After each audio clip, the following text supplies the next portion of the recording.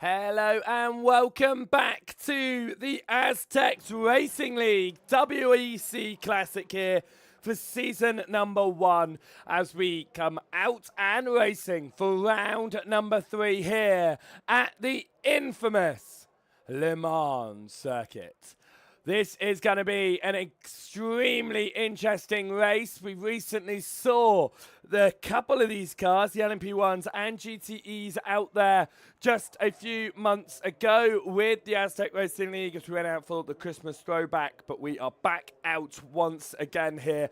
And this time for league competition, it heated off in the opening 2 rounds, and with 1 drop week applied, it means your best race is the only one that counts as it stands, which means that each of our championships right now are very tight at the top.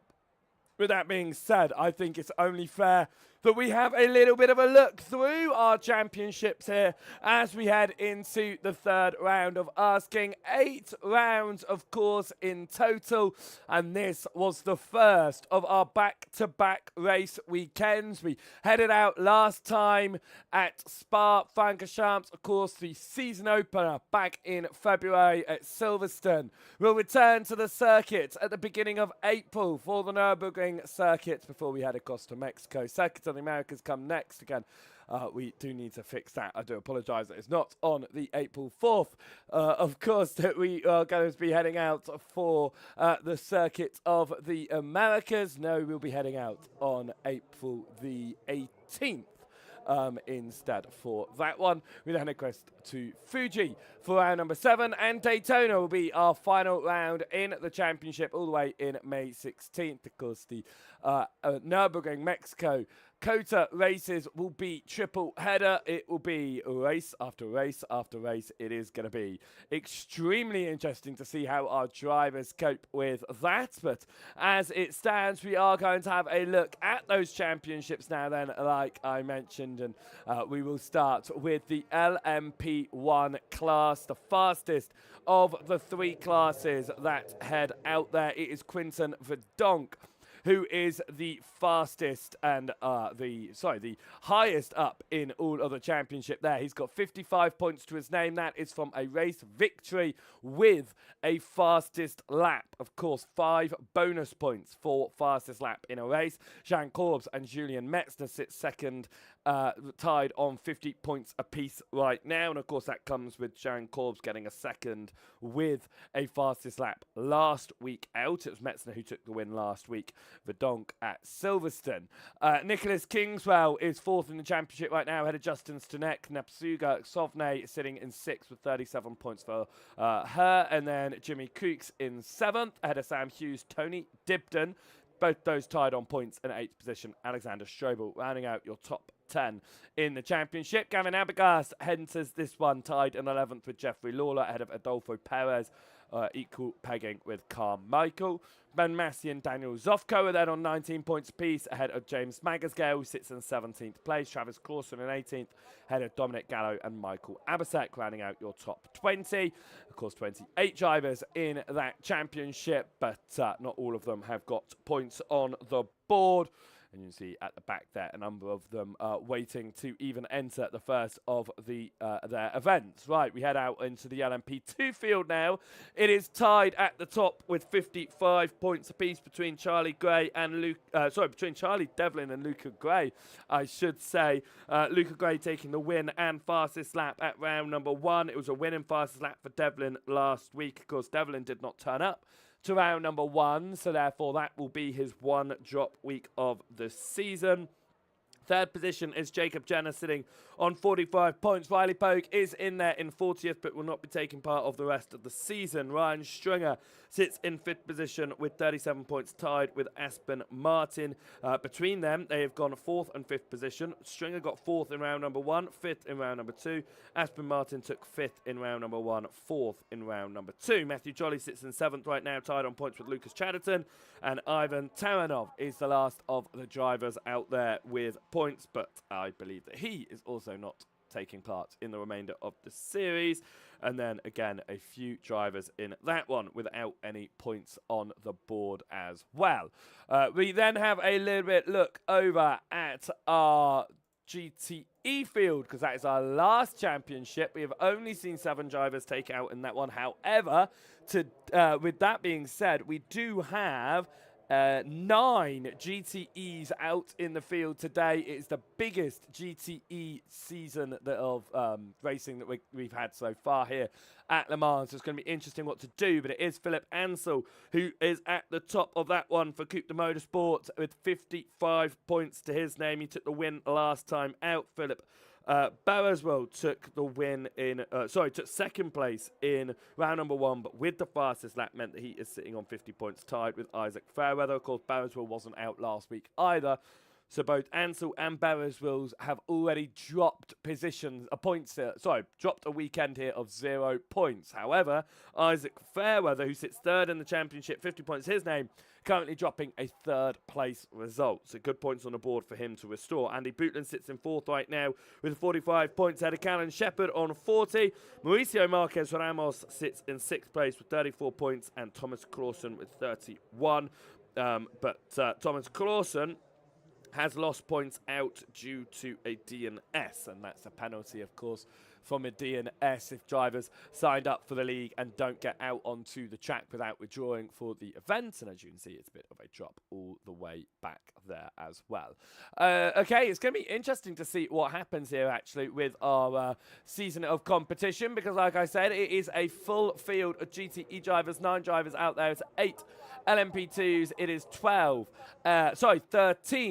LMP1s, I should say, and qualifying is in its dying moments here, as only a few drivers are still out on circuit, but we see the field in all its glory on the left-hand side, and we'll have to keep an eye on those. It is Jean Corbs, who is currently the fastest man out there overall, and in that LMP1 class, crosses the line there.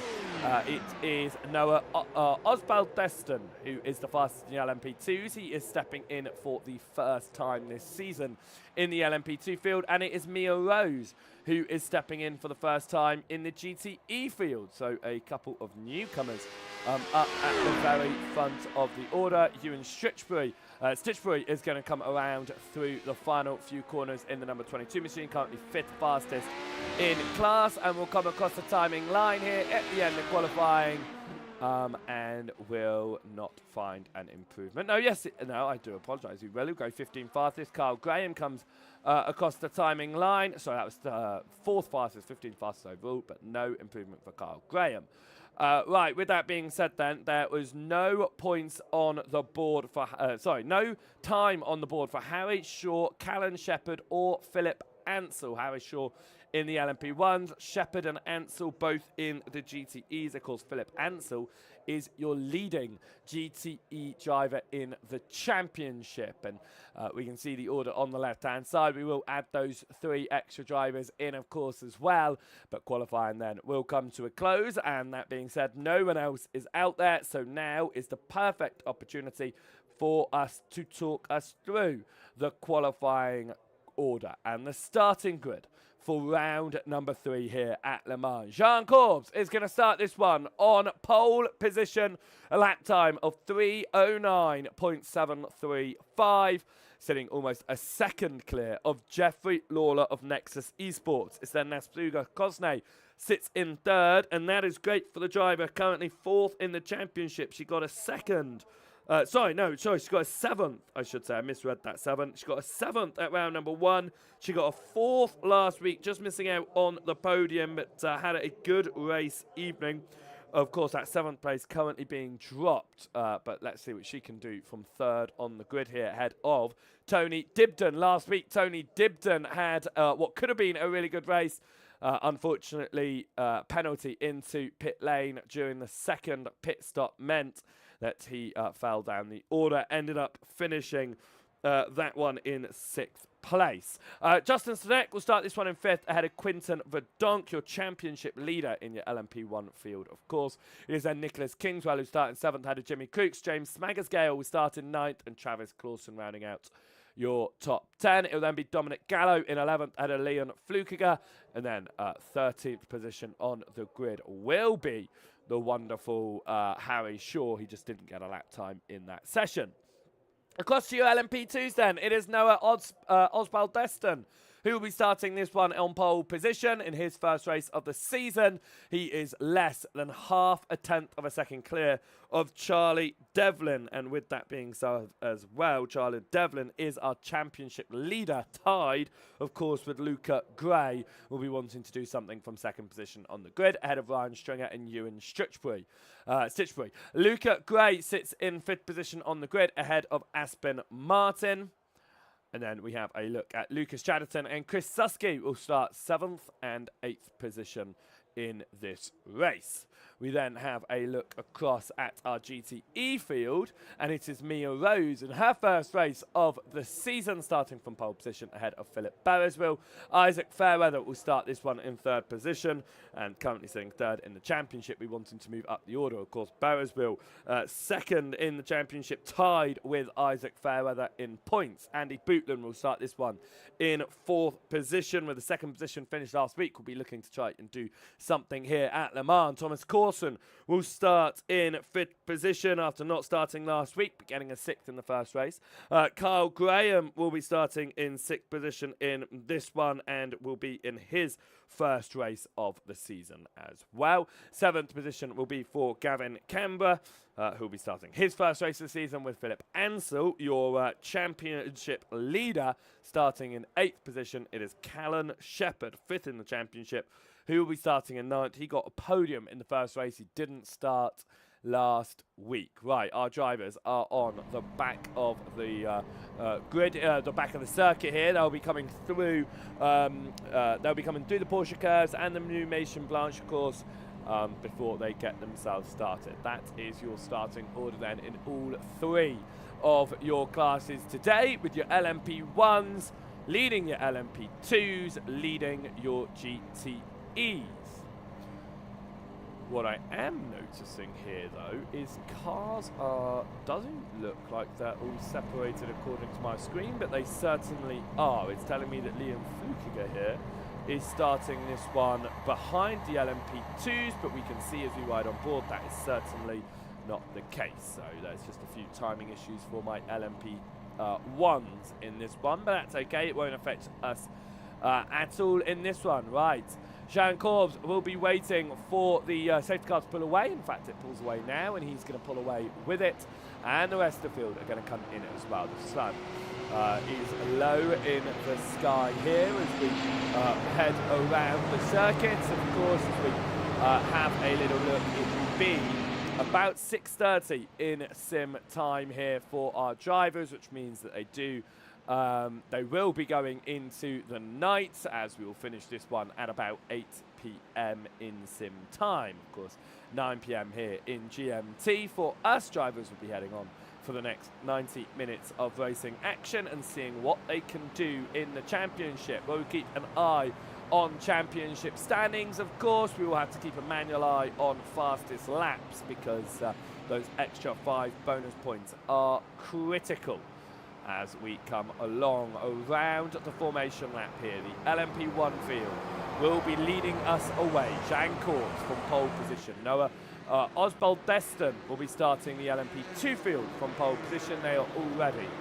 side by side, and Mia Rose will be starting the GTE field from pole position, running in the only Ford machine out there at the very front of the order. We head back then to the LMP1 field, because they are going to be the first field to get themselves away. There is quite a substantial gap between your LMP1s and your LMP2s of about 7 seconds. It is only about 2 seconds between your LMP2s and your GTEs, but that's not going to be really something that will be maintained, obviously, but if there's any issues for the class ahead, it could filter back into the chasing pack. The LMP1s have decided this race will be better started single file, so that's what they will do. The pace car will turn off to the right as we come through the Ford chicane. And Jean Corbs will get us away here under green for round number 3 at Le Mans. Jeffrey Lawler straight away looking for a move, and that is a spin in the background. Jeffrey Lawler moves into the lead of your LMP1 field. Noah Oswald Deston will start the LMP2 field and takes the green flag as well. The GTE field follows in exactly behind there, off of the line. Mia Rose already falling behind Philip Barrisville on the start, who moves into the lead of the GTE field. We head on to the onto the main straight now. The Mulsanne straight, of course, out of Tetre Rouge and up towards the Liard chicane. The first of the 2 chicanes on the Mulsanne straight. Napsuga Sovne looking to try and get into second position.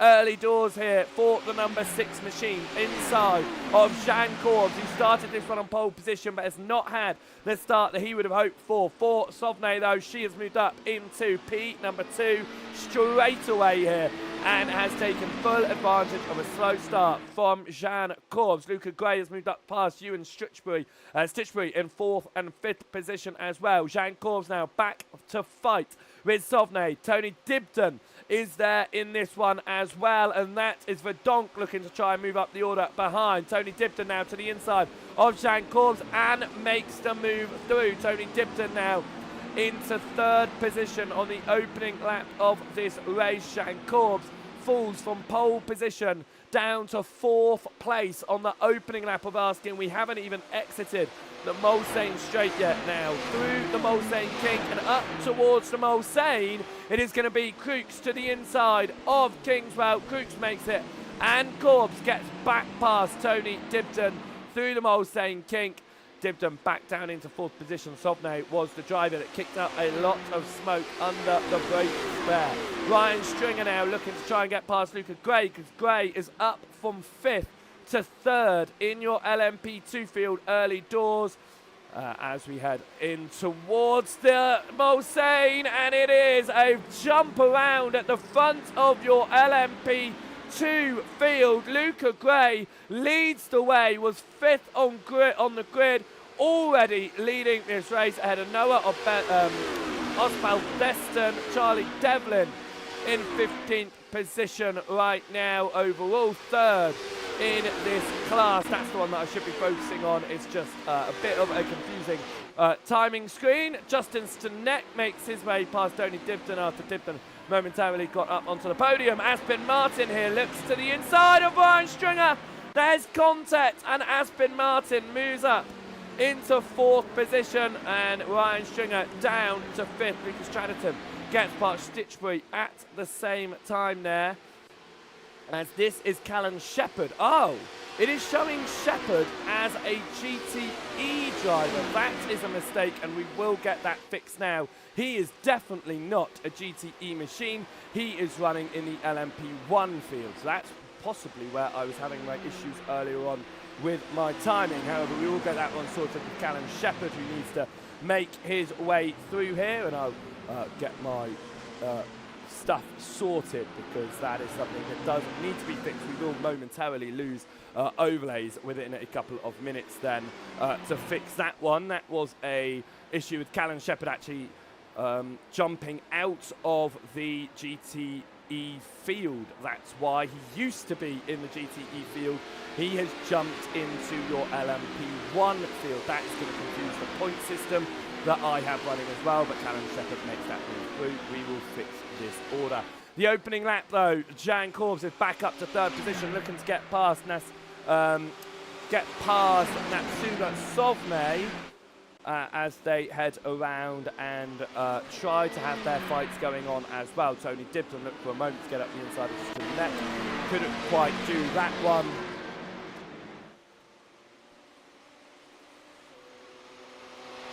And we will have our classes sorted. We are just going to momentarily use all of our overlays so that we can get that one all sorted. There we go. We'll get them all back again. We do apologise for that.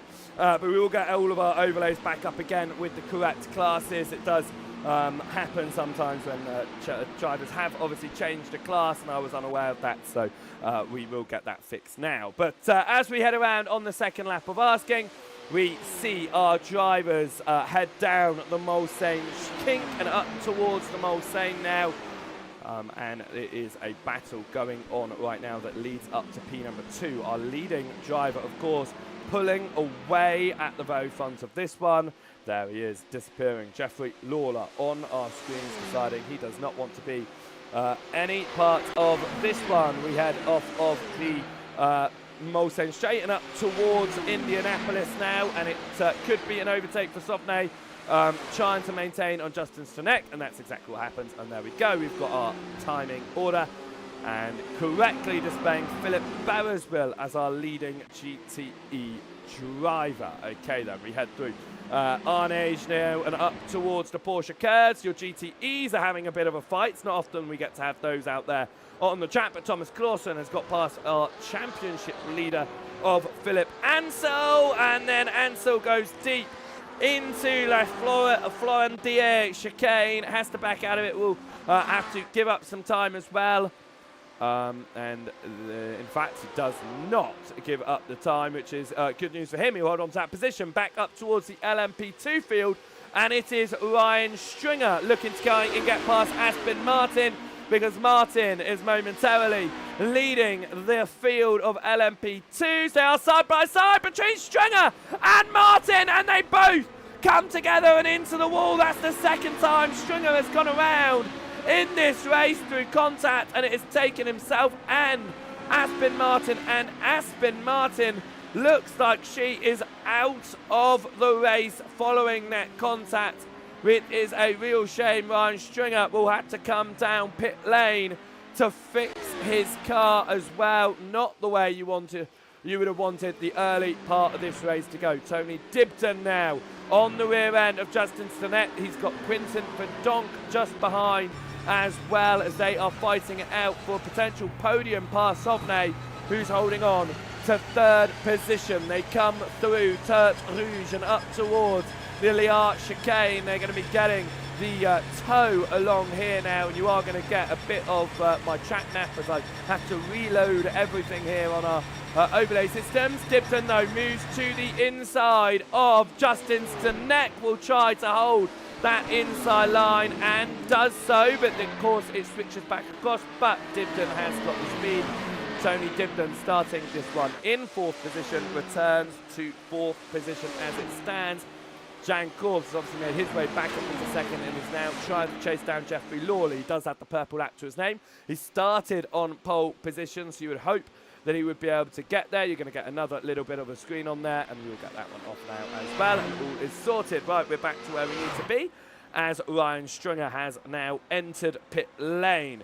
Gavin Canberra has received a penalty in the opening section of this race as well, so he will have to come down pit lane to serve that penalty at some point, as Quinton Verdonk along the Mulsanne gets past Tony Dibden for fifth position, because Dibden has fallen back past Stinnett there. It looks like Dibden went off circuit through the La Florendier chicane. It means that they are now all together once more, and it is going to be side by side between Verdonk and Dibden. Verdonk on the inside, Dibden on the outside. Dibden carries the speed there and gets through the position. We head up on towards Indianapolis here. We saw the accident in the LMP2s on the last lap. The LMP1s though get through it cleanly, and head up now towards the Porsche chicanes once more, with Jeffrey Lawler leading the way in all of that. And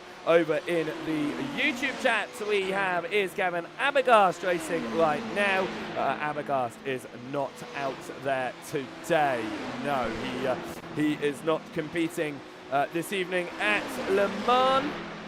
As we come through, he of course competed back at round number 1 in Silverstone. He took home 18th position in that one. He did not get out there last week either in Spa, but will be hopefully returning at a future race. Right, we come up towards the final chicane here and towards the timing line, ready to get onto the fourth lap of asking. We come across the timing line for the LMP1 field. Back in your LMP2 field, your leaders are still very close together here as well, with Stitchbury leading Devlin. You've got then Luca Gray running around in third position, chased closely by Oswald Deston and Chatterton. Oswald Deston, of course, started this one from pole position. Now, these two GTE drivers are two that are very familiar with each other. Isaac Fairweather and Philip Ansell. Philip Ansell winning last time out at Spa. Isaac Fairweather winning at round number 1, of course. It's going to be interesting to see if they go toe-to-toe once more. Right now, Ansell pushing Fairweather up towards Indianapolis. Is that going to be Fairweather staying up ahead with Ansell staying behind? It certainly is. And it'll be interesting to see how that championship goes, but that is Fairweather off at Indianapolis. He locks up, sends himself wide into the gravel. That could invite Thomas Clausen into the race here for a podium in the early stages in this one. Only 11 minutes in, of course. They've got another hour and 18 to go, and if any of the races have gone by that have taught you anything, we are going to see two stop strategies, with some taking tyres in both, some taking some shorter fuel, some being able to extend their fuel as well. It's going to be interesting to see how our drivers are able to balance their strategy in the 19 minutes of running here. Mia Rose started the GTE field from pole position, but she's fallen down into 5th place right now in that class, and we'll have to deal with trying to work back up the order. Currently sitting 12 seconds off the class lead. Talking about fights for the class lead, almost your entire LMP2 fight is still in with the fight going on in at the very front of there. There was a moment that Stanek got past Cosnay, but I think that was because he went deep, because here comes Dibden to the inside. Can't get it around the outside of Indianapolis, but Sovnay is doing a absolutely sterling defense to try and keep it in 3rd position in class. Stanek runs wide there, coming through Arnage, hits the wall as well. There was a little bit of damage to the rear left side of the car, which might have an impact around a circuit like this as well. You're going to want your all your body panels facing in the exact direction that they were manufactured. Tony Dibden looking to try and get back involved in this, as is your championship leader heading into this one.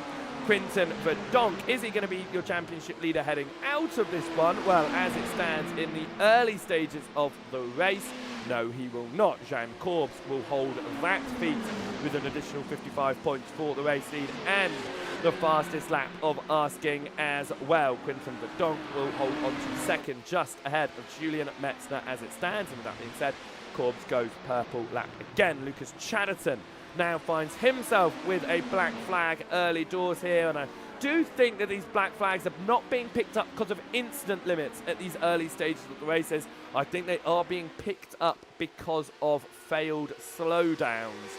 Very easy to pick up a slowdown around Le Mans, of course, and you don't want to give up too much time, but that does mean that you might have difficulties, as that was Jeffrey Lawler re-overtaking Jean Corbs, because that gap has come down to 3/10 of a second. They had an LMP2 between them there. I'm trying to figure out who the LMP2 was, but this lead fight now is coming to a head. 15 minutes into the race, Lawler is going to go defensive. No, he moves back to the racing line, into the Liart chicane, along the Mulsanne straight. Both of them pushing it hard here. We ride on board with Jeffrey Lawler, looking back at Jean Corbs. It's a further 3 seconds back to Stanek, who has got past Sovnay, as has Dibden. Sovnay now down to 5th position. Here comes Jean Corbs to try and make a move for the lead in the overall race. But once again, Lawler just has the positioning of the car. Now, of course, this is a long race. An hour and 15 minutes still to go. There's no point making risky moves in the early stages. We've seen one accident so far and one self-spin. Corbs on the outside, and Lawler's thinking exactly what Corbs was thinking earlier. Let's not make any risky moves. And for Lawler, he gets back up the inside of Corbs and will return into the race lead. It is changing between these leading drivers, and because it is doing so, Justin Stanek and the chasing LMP1 pack have a real opportunity at doing something here. Corbs gets the exit, moves back past Jeffrey Lawler, who falls once again. We head up towards Indianapolis now. They get through. It is, you can obviously do Indianapolis flat before you then slam on, well, the right-hander before Indianapolis flat before you then go through the left-hander. But it is a very scary prospect to do. I personally cannot do it myself. Our drivers have a lot more gumption than me, however. and they do go flat out. Quinton Verdonk is looking to try and move back up the order here to get some points, or some better points onto the board at this stage. He will be recovering a P5 result as Sovne gets back past Justin Stanek for 4th position and moves up the order once more, as Lucas Chatterton now comes down pit lane to serve that penalty that he picked up earlier on in the race. Sovne chasing down Tony Dibden, who's holding on to a podium position.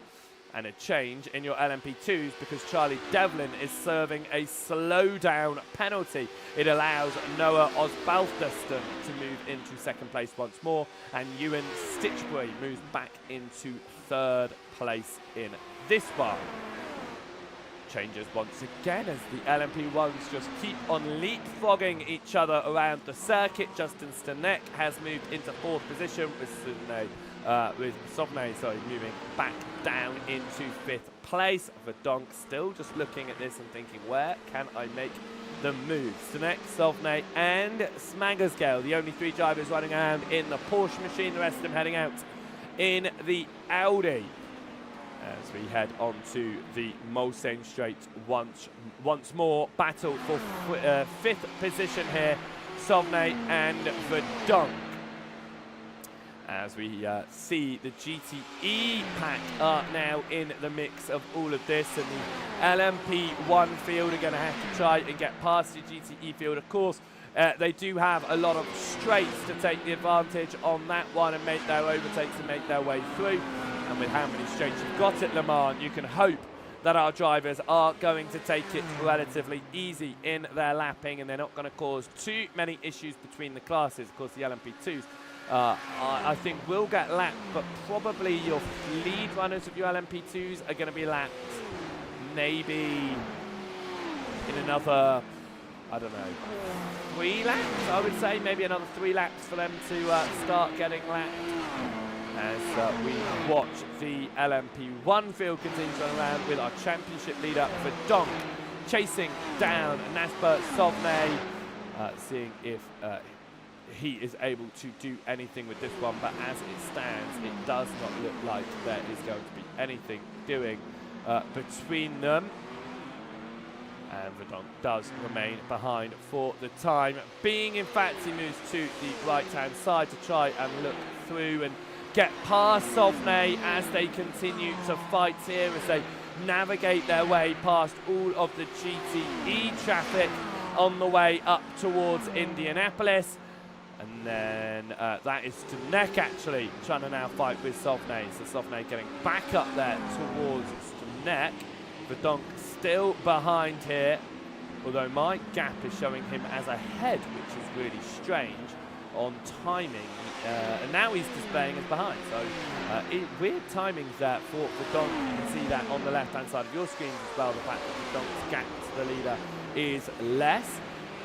Sovne once again moves past Justin Stanek as we see the LMP1s continuing to do their leapfrogging here and making their overtakes, their passes and their repasses. Stanek will try to get past the GTE. Verdonk tries to do so. He finds himself very wide off of the circuit there. Verdonk sorts himself out, but loses substantial amount of time to the drivers ahead of him, as Sovne and Stanek now have your battle for but in your GTEs, which is the battle for second that they are currently looking at. It's Ansel ahead of Fairweather, but they do make their way through, and we will jump and have a look there. So Philip Ansel is ahead of Isaac Fairweather out there on circuit. Philip Bereswell, who sits second in the championship, is currently leading this this one, and we'll see how that's going in the championship in just a moment. We'll have a little look at our GTE field. Benjamin Coops gets past Travis Clausen out there on the circuit. Quinton Verdonk. My timing for Verdonk is very weird out there, but Fairweather still behind Philip Ansel. And with that being said, if we were to have a look at our championship standings right now, in your GTE fields, Philip Ansel would be tied with Bereswell, but if I just have a look at fastest laps, because I cannot see the fastest laps in this one, the fastest lap currently would be going the way of Mia Rose. So actually, that is exactly how the championship would be stood, with Philip Ansell and Philip Beresfield tied on points. Isaac Fairweather 10 points back. So that would be an interesting one to keep an eye on. Mia Rose is lapping the fastest out there right now, and in fact put that purple lap time in class, and is chasing down the drivers ahead. She put that fast lap in last lap. And over in the YouTube channel, then hello Pink Center Gamer, welcome in this evening as well to the broadcast, as we have a little bit of a look at what Travis Clausen might be able to do. Got quite close to Jimmy Crooks in a potential re-overtake for 8th place in class, but actually, if we ride on board the rear end of Jimmy Crooks there, that is a crooked rear wing on the Canadian Nexus Esports driver, and we'll be having to deal with that. Justin Stanek here, looking to try and get back past Sauvigny. That is Verdonk just behind, looking ahead, thinking, I have been following you for so much time now. We have lost about 5 seconds to the podium ahead. The interior lights there switch on as Verdonk gets past Stanek, and you can see in the rear view mirror Verdonk will maintain that position and will take P number 5 in class, chasing now down Sauvigny as that's Stanek into the gravel in the rear view mirror. This is a nice view actually. We can see up ahead, and we get that very good view behind us as well in the rear view as we ride on board with your championship leader in your LMP1 field. Coming into this one, we now jump on board with Isaac Fairweather, because he is all over the rear of Philip Ansell, who is running around second in class, and that was a GT, no, that was an LMP2, I should say. You tried to pit, no, it was an LMP1, trying to pit their way around the outside, trying to figure out who that may have been there as we watch Fairweather coming along, and I think it was maybe Leon Flukiger. It was Leon Flukiger who decided to go to that outside there. Fortunately for all of our drivers, no one getting caught up into any issues there. Tony Dibden has made his way into second place in this race. He passed Jeffrey Lawler not too long ago, actually, and getting the purple lap last lap is on the hunt for Jan Corbs. Of course, Dibden was on the way for a podium last week at Spa. It was a penalty entering pit lane that caused him to fall almost an entire lap down in that race. And finished in P number, if I just look at my results here, finished in P number 6 in the end. Still beat his round 1 P number 17, of course, but that's how Tony Dibden moved into second position. Oh, that was weird, and I don't know why that did that. Right then, we have a look once more at Isaac Fairweather, because he is trying to chase down Philip Ansell, but with all of the GTEs getting overtaken by the LMP1s, it means that Mia Rose here is actually going to get an opportunity. This is what happened to Isaac Fairweather. It was through the final chicane. It looked like it might have just been a self-mistake. It was clattering over the final chicane and ended up into the gravel. It does mean that Mia Rose now has an opportunity to move into third position in class. She started on pole position in the GTE field, of course, and it is now this fight going on between Isaac Fairweather and Mia Rose. In fact, Ansell is not too far ahead either, so it is a 3-car fight here. Mia Rose goes to the outside of Isaac Fairweather, looking to try and take the podium in class. There's just enough room for Rose to keep the car in. There's a little bit of a wobble, and that is going to be both of them facing the wrong way. Isaac Fairweather and Mia Rose go around at the Liard chicane, and that will be Mia Rose does hold on to third, but they both spin together through the chicane. Isaac Fairweather down to fourth, and that has allowed Thomas Clausen to close up a huge deficit to the drivers ahead, and is now within opportunity of taking a podium in class here.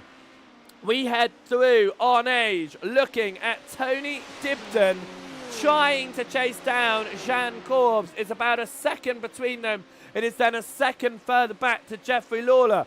Quinton Verdonk, again, his timing is confusing me, but he isn't close towards Sauvigny here. That gap still a bit open. Right, Callan Shepherd is at the back of your LMP1 field. Of course, Shepherd was in your GTE class heading into this one. Now in your LMP1 field, which means that I'm not sure how our championship standings are going to feel with Shepherd being in a different class here, but we'll have to try and figure it out for the next time out. Of course, we do have a little bit of a break until the next race, but we come through. I think that's Shepherd trying to sort out his car there, and Gallo gets back past him there as they swap positions. Right, talking about swapping positions, Charlie Devlin is trying to move back up onto the podium in the LMP2 field past Ewan Stitchbury. Stitchbury holding on to that place right now. Andy Bootland gets past Isaac Fairweather. Is that because Fairweather has had another issue? Yes, a number of drivers having issues on that one. Philip Ansell had an issue. Ansell hard into the wall from second in the GTE class. Philip Ansell, massive hit with the wall. Has Fairweather done a similar? No, Fairweather's then spun it at the same corner. Chris Suski has then had an issue in the LMP2s. That's through the S's. Then Thomas Clausen has had an issue. Keeps it out of the barrier. This all happened within 1 minute. All of these issues. Philip Ansell. Then a hard hit with the wall. Philip Ansell, your championship leader in your GTE field, is out. Isaac Fairweather is out. A hard hit through the Porsche curves. It's all going wrong. It is all going wrong half an hour into this race. In the GTE field particularly, Philip Barrisville continues to lead. Andy Bootland now in second. Thomas Clausen is up to third. Mia Rose is falling. Mia Rose is down pit lane. Is that a planned pit stop? Is it damage? Jimmy Cooks gets overtaken by Travis Clausen. Clausen up to 8th now. As they all settle through, we return back to your leading drivers here because Tony Dibden is all on the rear of Shan Corbs. They have a host of LMP2s to make their way through, and they certainly do. They move to the right-hand side. The LMP2s stay on the left-hand side of the circuit, and Jeffrey Lawler is also trying to make his way past. He's got past 2 of them. He goes for all of them, though. And Jeffrey Lawler now up in past all of the LMP2s, and will be trying to move back into the lead, which he did maintain early doors here. Jean Corbs moved back into the lead about 5 laps ago and maintains that race lead. Tony Dibden started this one in 4th position, and that is Jeffrey Lawler deciding now is the time for his first pit stop. Jeffrey Lawler will be coming down pit lane. When we had these cars out in the Christmas throwback event, pit stops were a big issue for our drivers. It really threw around the race results in your LMP1 field, that pit entrance being a big issue for them. Jimmy Crooks now the next to come down pit lane as well. We've also seen actually Nasfuga Solvnay down pit lane. Nicholas Kingswell have come down pit lane as well, as the LMP1s are looking to split this race into 3 with half an hour stints in each of them. That means James Smaggersgale up into 6th position, which is nice and high for him. Smaggersgale currently getting 2 11th place finishes in the opening 2 rounds. Of course, if he gets another 11th place finish, he'll be the most consistent driver out there. Actually, do you know what? He is the most consistent driver out there. It's 2 11 places. He's the only driver to have got the same position twice. I take that back. In your LMP2 field, Riley Poe did. He got 3rd and 3rd, but he'll no longer be competing. But they are the only 2 drivers to do that. So if Smaggersgale is able to get 11th again, it will continue his consistent run of getting P number 11. Right, Charlie Devlin, he's your championship leader in your LMP2 field. He's looking to try and get up the position here. And with that being said, we've not looked at your live LMP2 standings with the race as it stands, and we'll have a look once these drivers get off of the Mulsanne straight. They head up towards the La Florendia chicane here. It is Noah Osbaldeston leading this train. He's in second position in class. He started on pole, but he lost it to Luca Gray, started on fifth. Gray now leads. Luca Gray second in the championship, tied on points with Charlie Devlin, and at this point will be moving into the lead. Charlie Devlin himself then running around in fourth position, and let's have a look how the championship standings are going to look, but we'll wait until we see if this overtake works for Devlin. He gets to the inside of Ewan Stitchbury, and he does make that work, and if the results ended like they are now, Luca Gray would take the lead in the championship, but it is a go back here for Ewan Stitchbury, who moves back onto a podium position as it stands. Of course, you have to also look at the fastest lap, and the fastest lap right now is being run by Ryan Stringer. Stringer will get an extra 5 points to his name, which will place him ahead of Aspen Martin. They will not be level on points. This is the fight right now for third in your LMP2 field. It is Charlie Devlin chasing down Ewan Stitchbury, chasing down Noah Osbaldeston. Luca Gray very far ahead of all of this one. Chris Suski has gone off the circuit through the Liart chicane.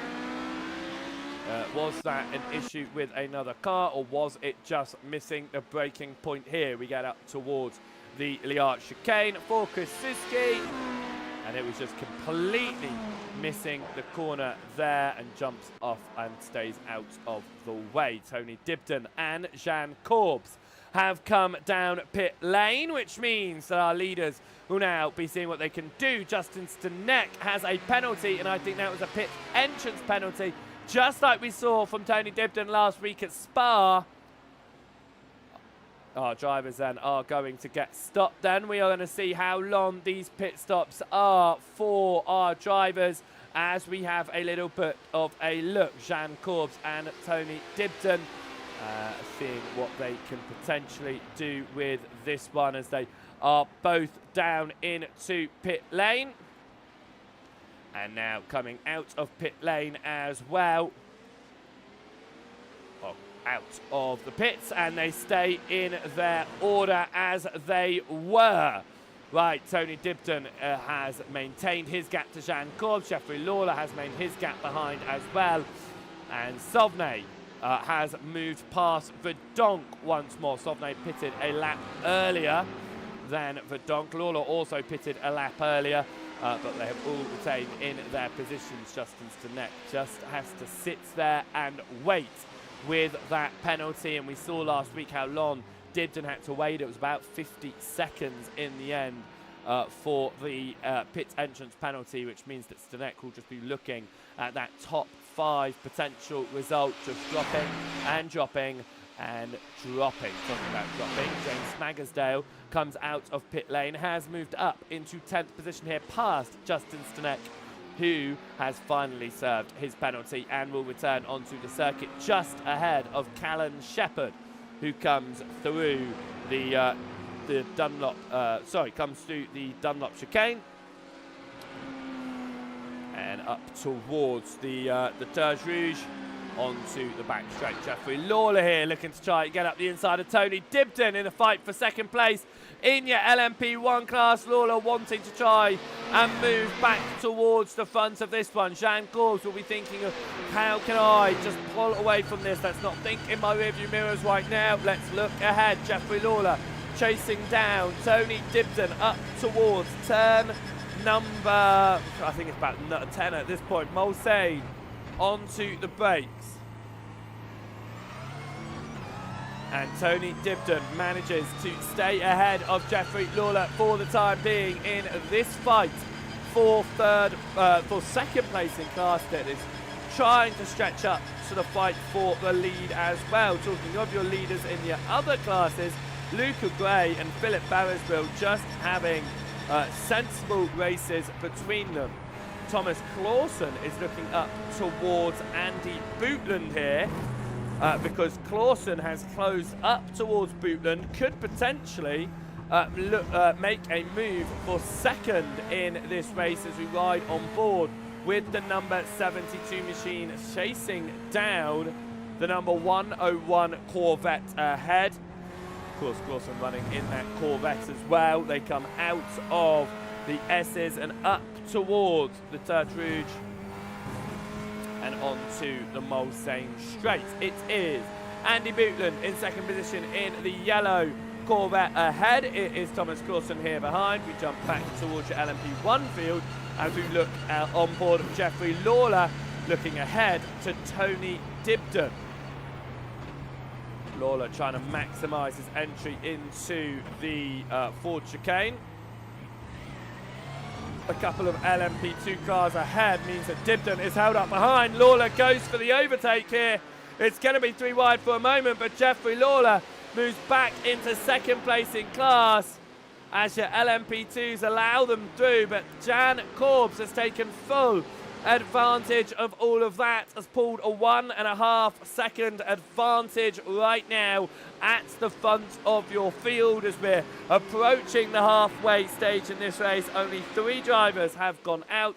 Philip Ansell went out with Isaac Fairweather. They went out on the same lap of asking 2 different accidents, though nothing to do with each other. Aspen Martin went out very early doors in your LMP2s after contact with Ryan Stringer. Stringer had a bit of a difficult start to the race, was in 4th position, was then knocked by Noah Osbaldeston, recovered, was then fighting for the potential victory. Well, first in class, then contact with Aspen Martin, who was looking for that lead as well.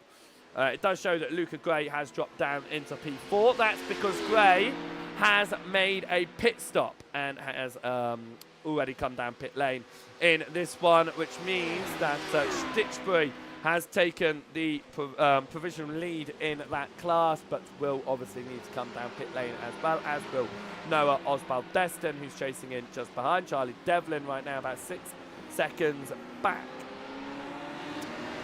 We have another look back towards the GTE fields, though, because Andy Bootland has fallen behind Thomas Clausen, and they have swapped position. This is how Clausen was able to move into second in class. It was onto the brakes into the arch chicane, moves to the right-hand side, and a nice easy move past Andy Bootland there, and Thomas Clausen moves up into second position and looking to try and take 45 points in this race. As it stands, Mia Rose still looking to take those bonus points. 46.7 is almost a second quicker than any of our other drivers in the GTE field. So it does have a good advantage to his name in trying to, in trying to get those bonus points. Noah Osbaldeston gets up the inside of Ewan Stitchbury, and that is a swap at the front of your LMP2 field. Of course, neither of these drivers have come down pit lane. Neither has Charlie Devlin. Ryan Stringer will need to come down pit lane after serving his pit stop. He then gets a penalty, and Ryan Stringer's day just goes from bad to worse. Ewan Stitchbury here has moved down into second, but looking just to follow Osbaldeston around. Will we see them both come down pit lane? I'm sure we will. James Smaggersdale has had a big issue. It was major contact there. A massive accident for Smaggersdale. It was contacts turned by, who is that? That's turned him just up ahead there. It was Justin Stanek. That's come together. Here's how it looked. Oh, it looks like Stanek might have just been holding his line there. And it might have been Smaggersdale that moved to the right. Oh, do you know what? They both look like they're just holding their line. That is a really interesting one. Because on both of their wheels, they're both holding their line. But it looks like their line might just be, as we see Smaggersdale down pit lane, their line might just be, they were just slowly coming together. They weren't quite running parallel. and they just crossed over a little bit, and they just came together. It definitely didn't look like either driver moved their wheel off of their line there. Right, we watch Jeffrey Lawler. He's made his way past Tony Dibden a little while ago. Dibden has fallen to about 2 seconds behind this lead fight right now. But Jean Corbs is still holding on at the front of this one. Lawler, though, is chasing down and looking to try and get back into the lead that he was maintaining earlier in this race, of course. They both get past the GTEs, and Lawler's going to take full advantage of this. Get to the inside of Jean Corbs. Jeffrey Lawler carries the speed through the La Floriende chicane and into the Mulsanne kink. Jeffrey Lawler is ahead, but Jean Corbs is coming back at him. He is not letting this one lie, and Jean Corbs moves back into the lead of the race. And no, Lawler goes to the inside once more. Jeffrey Lawler back in front. Here comes Jean Corbs, though, to re-attack him on the exit of the Mulsanne. Oh, there's a little bit of a nudge there. They sort themselves out. They remain facing the right way with Corbs to the inside. Lawler now tucks in behind and gets the toe as we head up towards Indianapolis. The GTE sits on track there, just up ahead of them. They look to the inside of the Indianapolis, and that is Andy Bootland, who's second in class. Thomas Clausen has fallen down to fourth in class. He has had an issue. I'm trying to figure out where that has been. He has not come down pit lane. Thomas Clausen has just had an accident, and it's a big old slide there through the S's.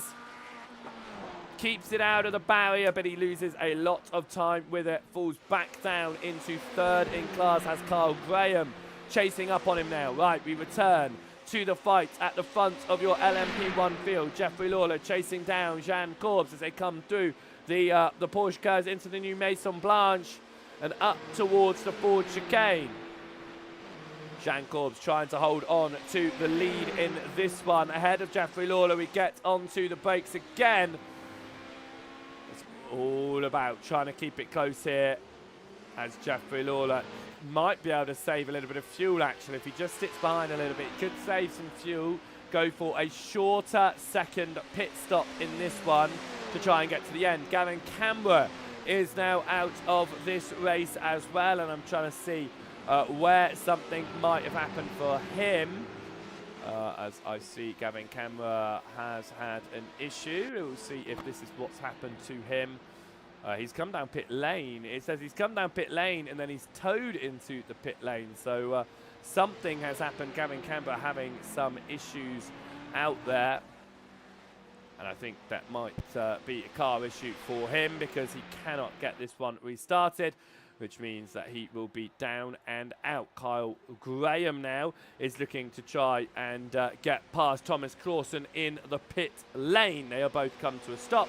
Clausen ahead of Kyle Graham. In fact, we will try and get some of our pit stop notifications here, because I do like having our notifications on the right-hand side if we can. So Thomas Clausen then in the pit lane right now, third place. It was Thomas Clausen up into the air.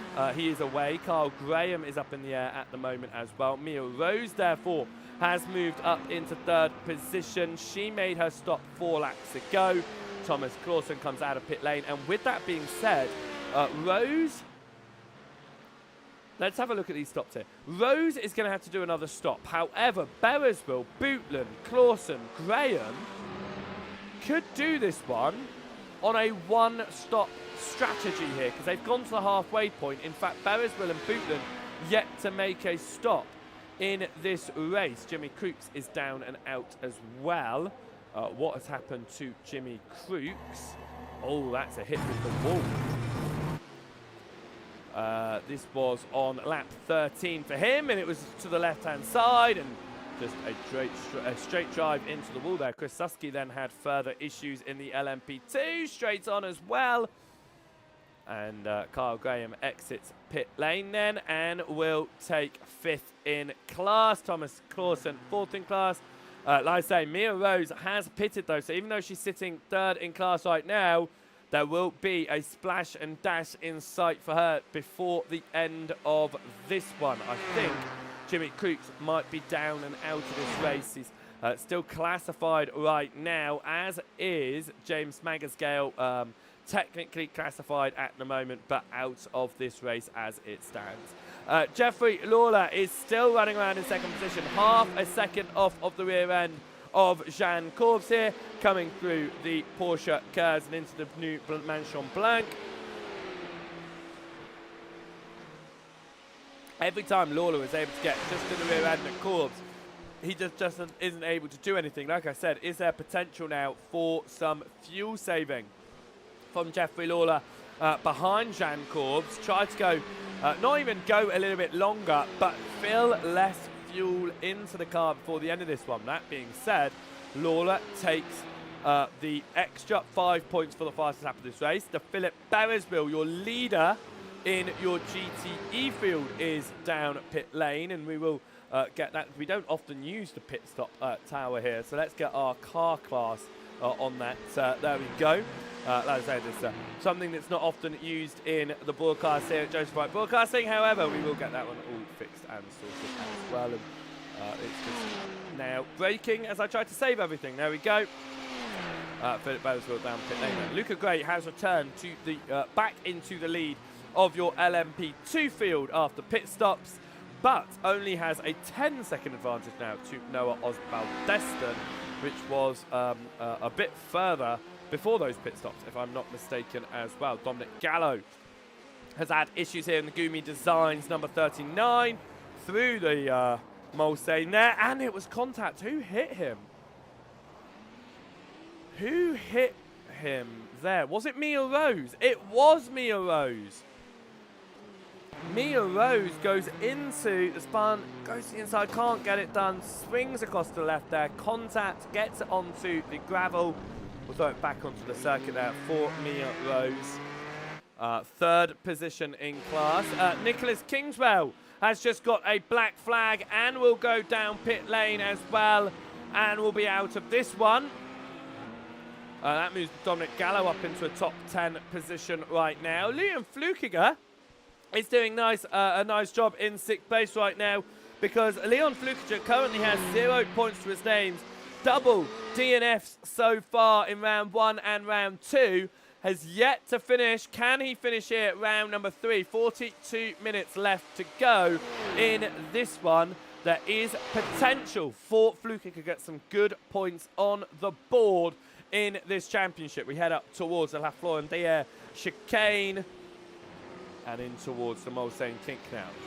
Somnay still holding Quinton Verdonk at bay in their fight. They come up towards Indianapolis though.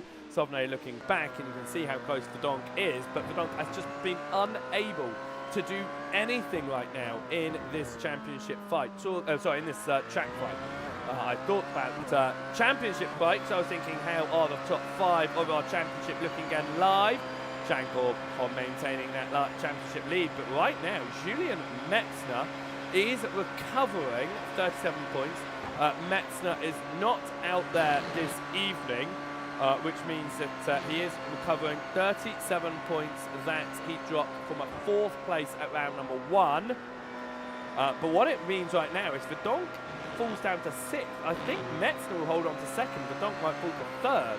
Jeffrey Lawler, as it stands, will be P4, and Somnay will be in 5th. That changes though, because the bonus points that Lawler just had disappear as Sean Corbs go purple, which means Tony Dibden will for the time being remain in the top 5, with Somnay being in 4th place. That's how important those 5 bonus points are.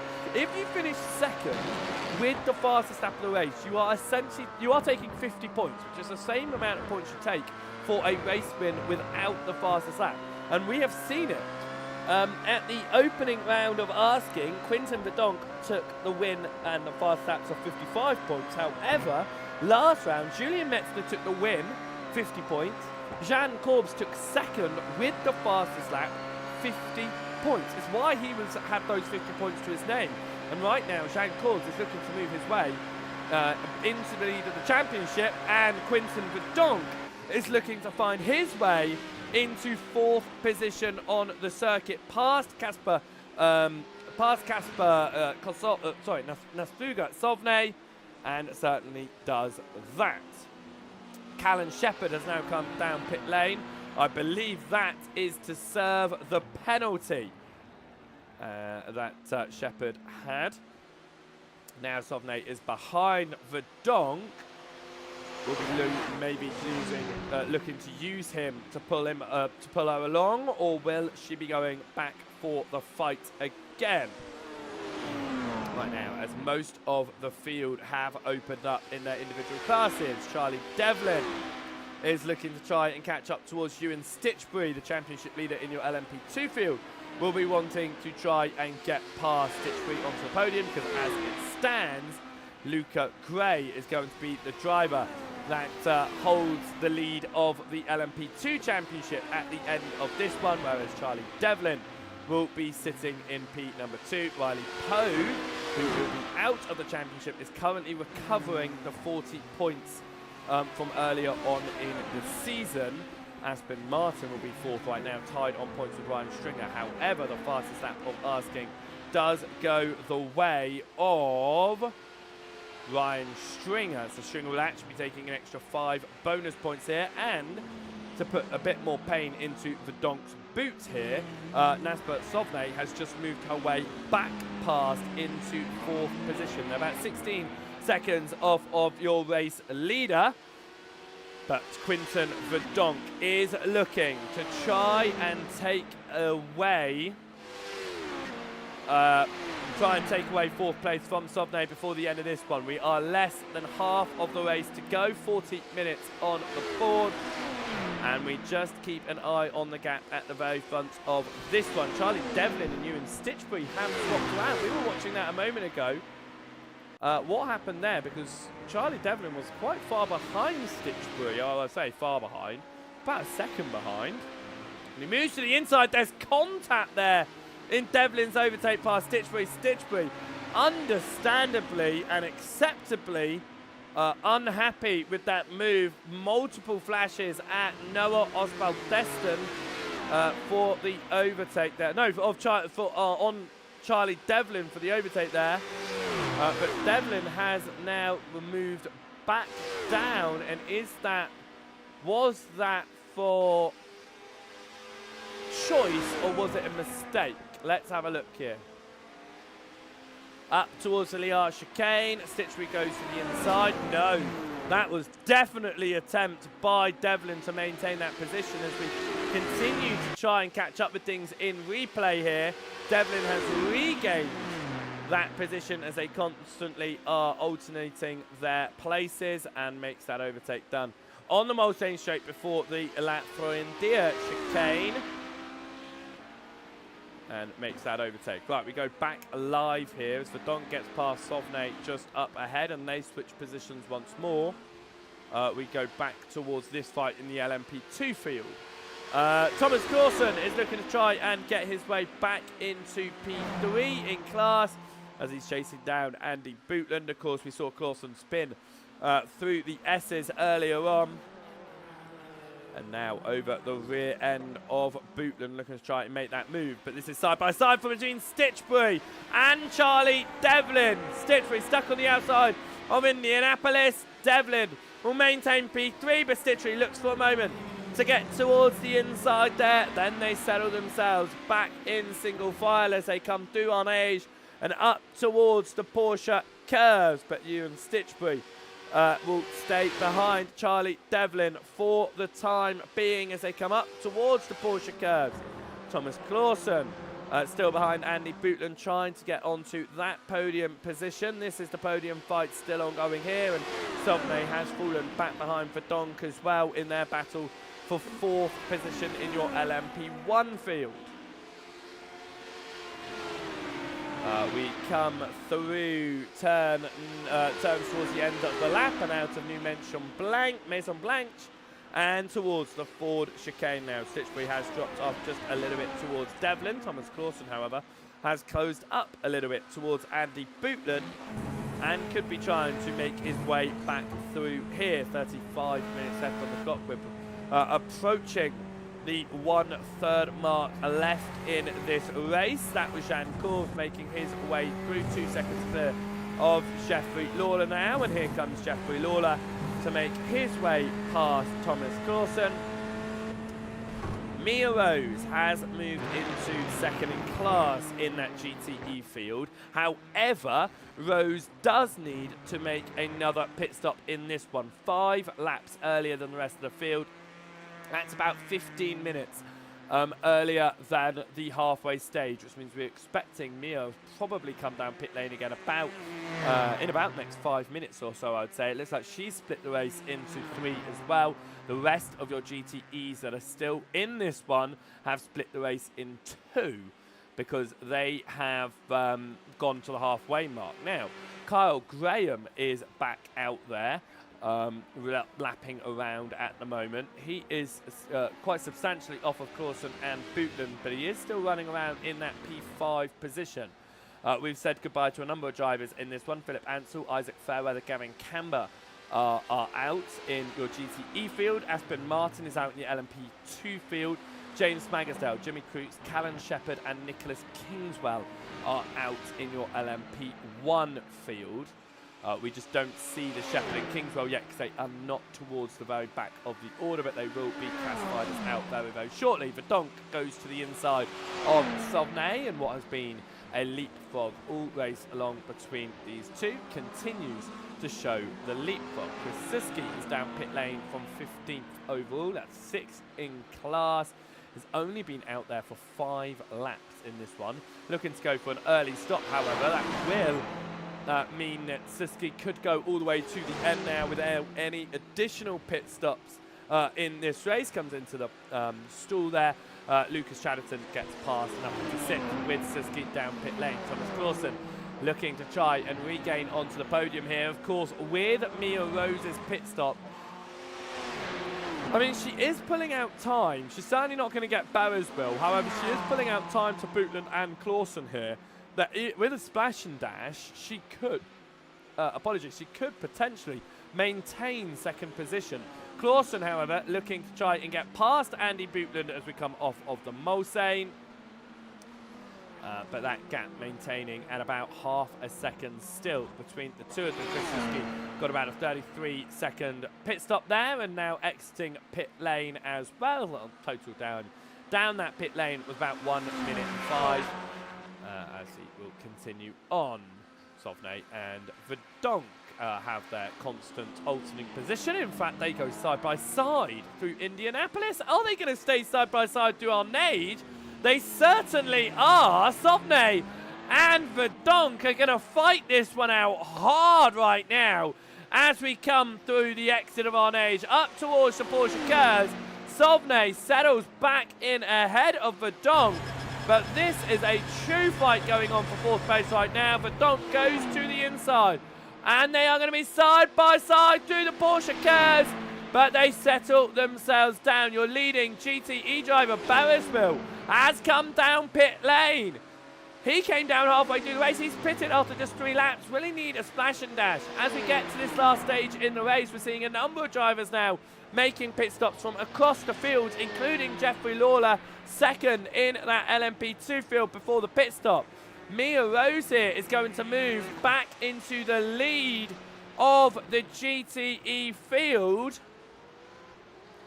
with Barrows-Bill down pit lane. Or is she? No, she's not. Barrows-Bill comes out just ahead of Mia Rose. 7/10 of a second separate the two of them. Barrows-Bill, though, does do a quick stop there. Looks like a splash and dash. This was Noah Oswald-Deston from 4th in your LMP2 field. Finds himself spinning around. We'll get him both going once again. As we watch Barrows-Bill here. Barrows-Bill maintains ahead of Mia Rose, but the length of that stop actually, I think, puts Mia Rose in position here. When she comes in for her splash and dash, she could definitely stay ahead of Bootland and Clausen out there on track.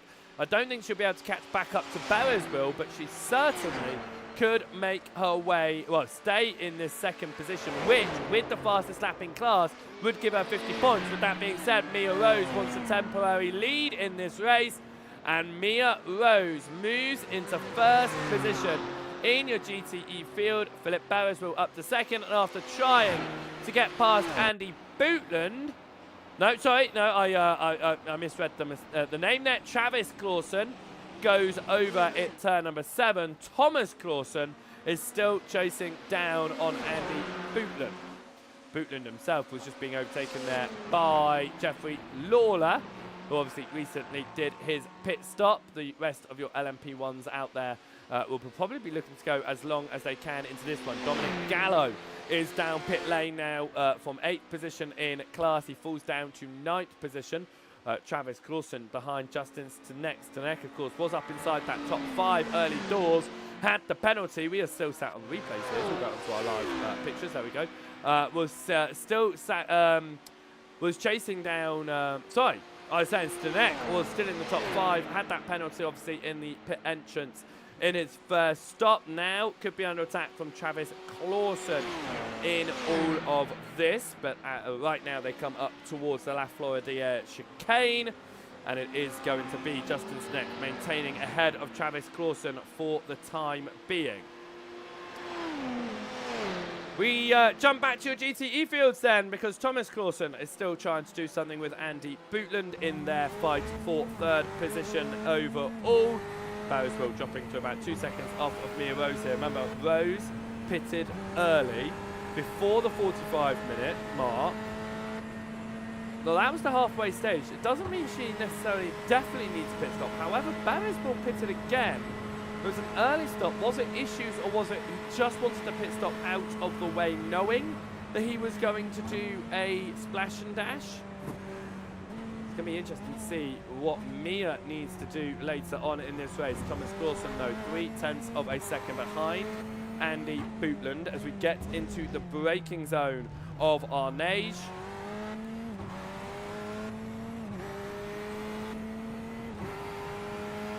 Namsuga Sobne has decided now is the time to make her final pit stop as well. She'll come down pit lane and frees up Quinton Verdonk for a lap here. Of course, Sobne came down a lap earlier in the first stint as well, but at this stage in the race will be able to go all the way through to the end.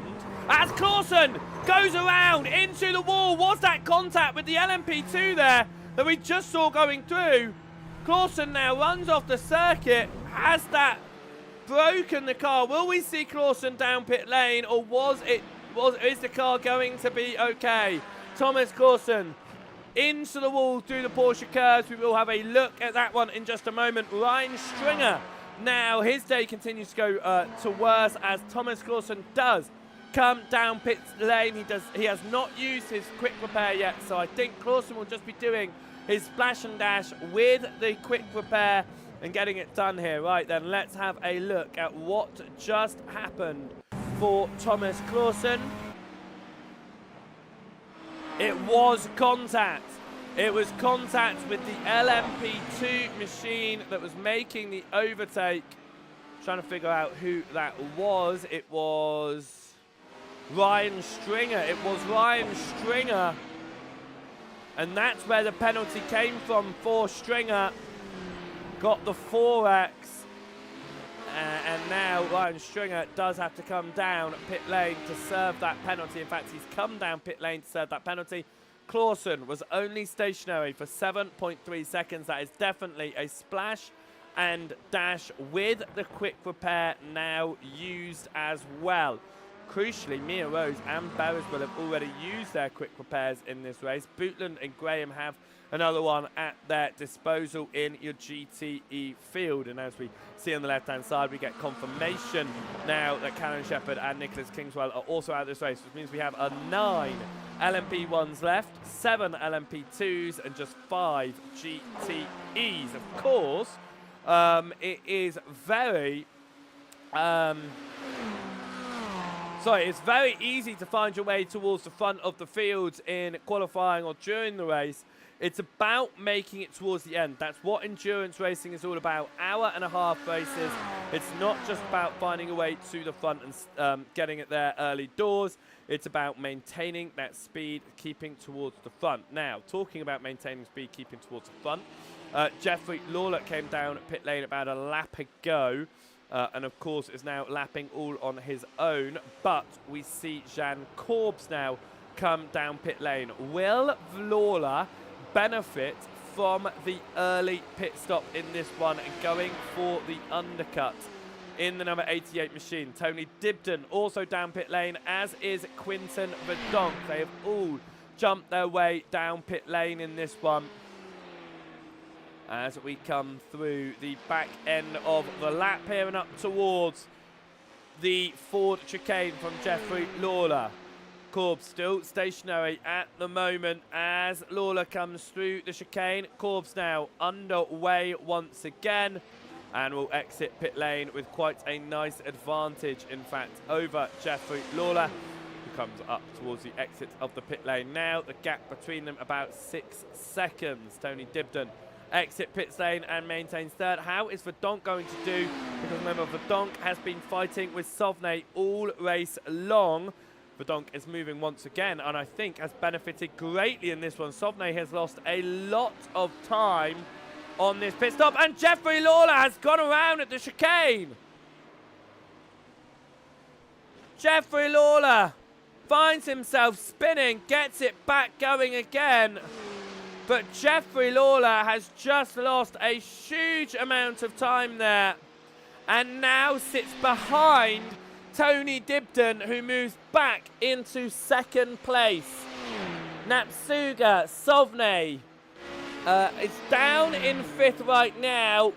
Quinton Verdonk just 6 seconds off of Jeffrey Lawler, but has gained a 10-second advantage. Sovne, she did not have the undercut that she would have wanted to with that extra early lap.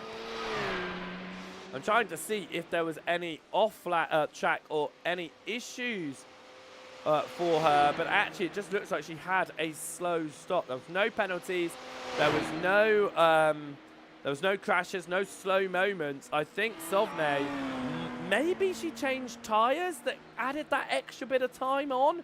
Maybe she just put more fuel in. Not too sure, but none of your LMP1s that are still in this race have used their faster pairs, apart from Justin Stonek, who went off early, of course. Right, Miro's been out for 10 laps now. The longest other one is Carl Graham. Graham should get to the end in this one. Andy Bootland will get to the end as well. Mia Rose, though, I don't think is going to get to the end of this one.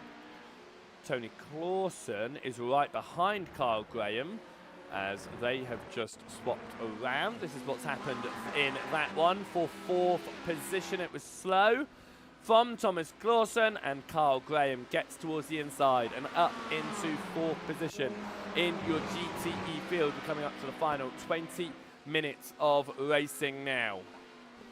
And with that being said, 21 of our 29 race starters are still in this one. There were 30 that were in qualifying, of course. But we now just look at this fight going on in the GTE field. It is the closest fight out there as it stands. And that is going to be Clausen to the inside of Carl Graham. They do run side by side, but Graham backs out of it. Luca Greyer, leading LMP2 driver, comes down pit lane for what will be the final pit stop for him. And Thomas Clausen, remember, had to pit early than probably originally planned because of the damage that he picked up after contact with Noah. No, who was it? It was contact with one of the LMP2s. Can't remember who that was again. But yeah, it was contact that sent him into the wall. Now, when I say early, potentially having to add an extra pit stop, because I think Bootland, maybe Graham, but I think Bootland could get to the end of this one on the current stint. Because he did 13 laps in his original stint. He's done 5 laps now. There's no way they're going another 8. Kyle Graham has gone 18 laps, 6 laps on this current stint. So that was what, 12 laps on the original stint? There's no, I think Bootland and Graham could be doing this one without an extra pit stop. I think Coulson could have done it without the extra pit stop. Mia Rose, however, has to pit again. There is no doubt about it. And that being said, Mia Rose comes down pit lane. She will be doing a splash and dash, though. This will be a very quick pit stop for the fuel. She will fall behind Philip Beresville, of course, who was coming through the chicane. He had lost a lot of time to Rose. So Rose could find the time here out there once again in the next 20 minutes of asking. That's gravel. I thought for a moment it was snowing. It wasn't. It was just gravel being kicked up. Mia Rose is going to be stationary, I think, for about 6 seconds, maybe 7. No, it's a longer one for Mia Rose. It's over 10 seconds here. This is a long stop for a splash and dash for Mia Rose. 16 seconds stationary there for Mia Rose. That is a lengthy pit stop for a splash and dash. Andy Bootland then comes out of the final turn. And just look at the sprinkling of gravel. What is going on there? Mia Rose will hold second in this class with bonus 5 points for the fastest lap of asking as well. As we head up towards the first few corners of this lap, Lucas Chatterton now will make his final scheduled stop in this one. Of course, Luca Gray has made his final stop. It's promoted Charlie Devlin back into the lead of this one with Ewan Stitchbury in second, but both of them are going to have to stop again, and I do anticipate them stopping very, very soon. That's Jeffrey Lawler sitting just behind Charlie Devlin, your LMP2 leader as it stands, and we have about 18 minutes left on the clock right now. And if you are enjoying what you are watching and you're watching over on the AzzTech Racing YouTube channel, then make sure that you hit that subscribe button and you're notified when we go live. Of course, a great calendar coming your way as we've got 17 minutes left of asking. Don't forget where we are going to be heading to. We head to Nürburgring on April 4th. That is going to mark your halfway point in your championship as well, so make sure you don't miss it. And hit that like button here on the stream as well, so you can show your support towards AzzTech Racing. If you're watching on the Jones Fight broadcasting channels, then make sure that you're hitting the follow, the subscribe, whatever it might be over there. This is our 3rd Super Weekend of the year, and it will be the last Super Weekend of the month as well, as we have 6 broadcasts in 3 days. It is not over though. We've got 2 more broadcasts coming your way tomorrow on Joseph White Broadcasting. So make sure you hit those follows, those subscribes as well, so you can catch us live and you don't miss anything that we are doing. Charlie Devlin still leading your LMP2 field, staying out on circuit for a 9th lap of asking here.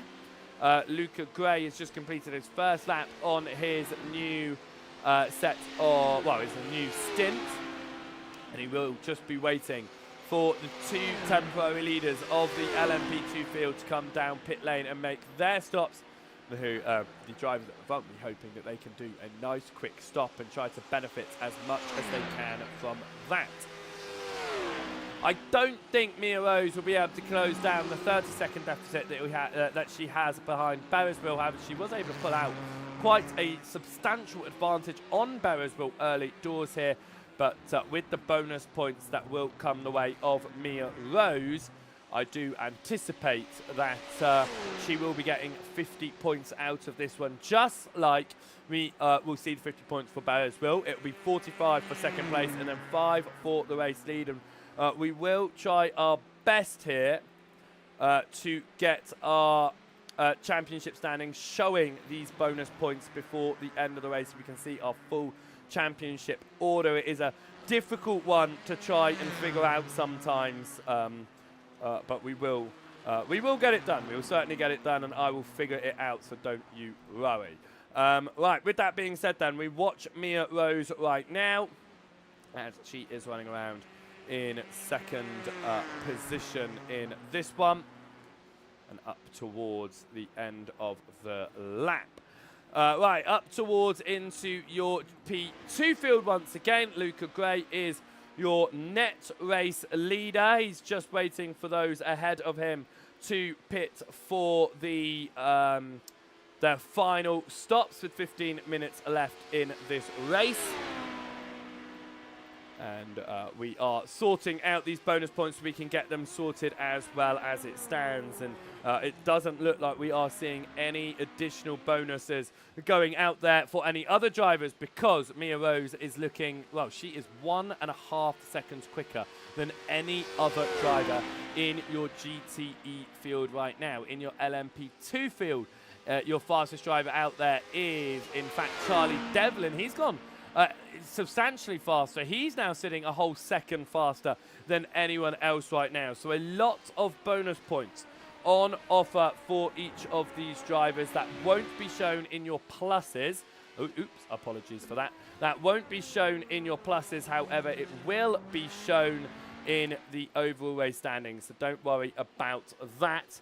They will show the standings now. And with that being said, if we have a look at our LMP2 championship standings, if they were to finish the way that they are, Charlie Devlin, as it stands, would be the man taking 110 points. It shows plus 50, but that is with the additional 5 bonus points in the distance. With that being said, Charlie Devlin now comes down pit lane and will fall out of the lead. Ewan Stitchbury stays out for an additional lap here. Luca Gray is going to find himself moving back into the second position spot if he doesn't lose too much time to Charlie Devlin. Now, Devlin is stationary. He will have to wait until that timer has ticked down. It will probably be about 8 seconds, maybe 10.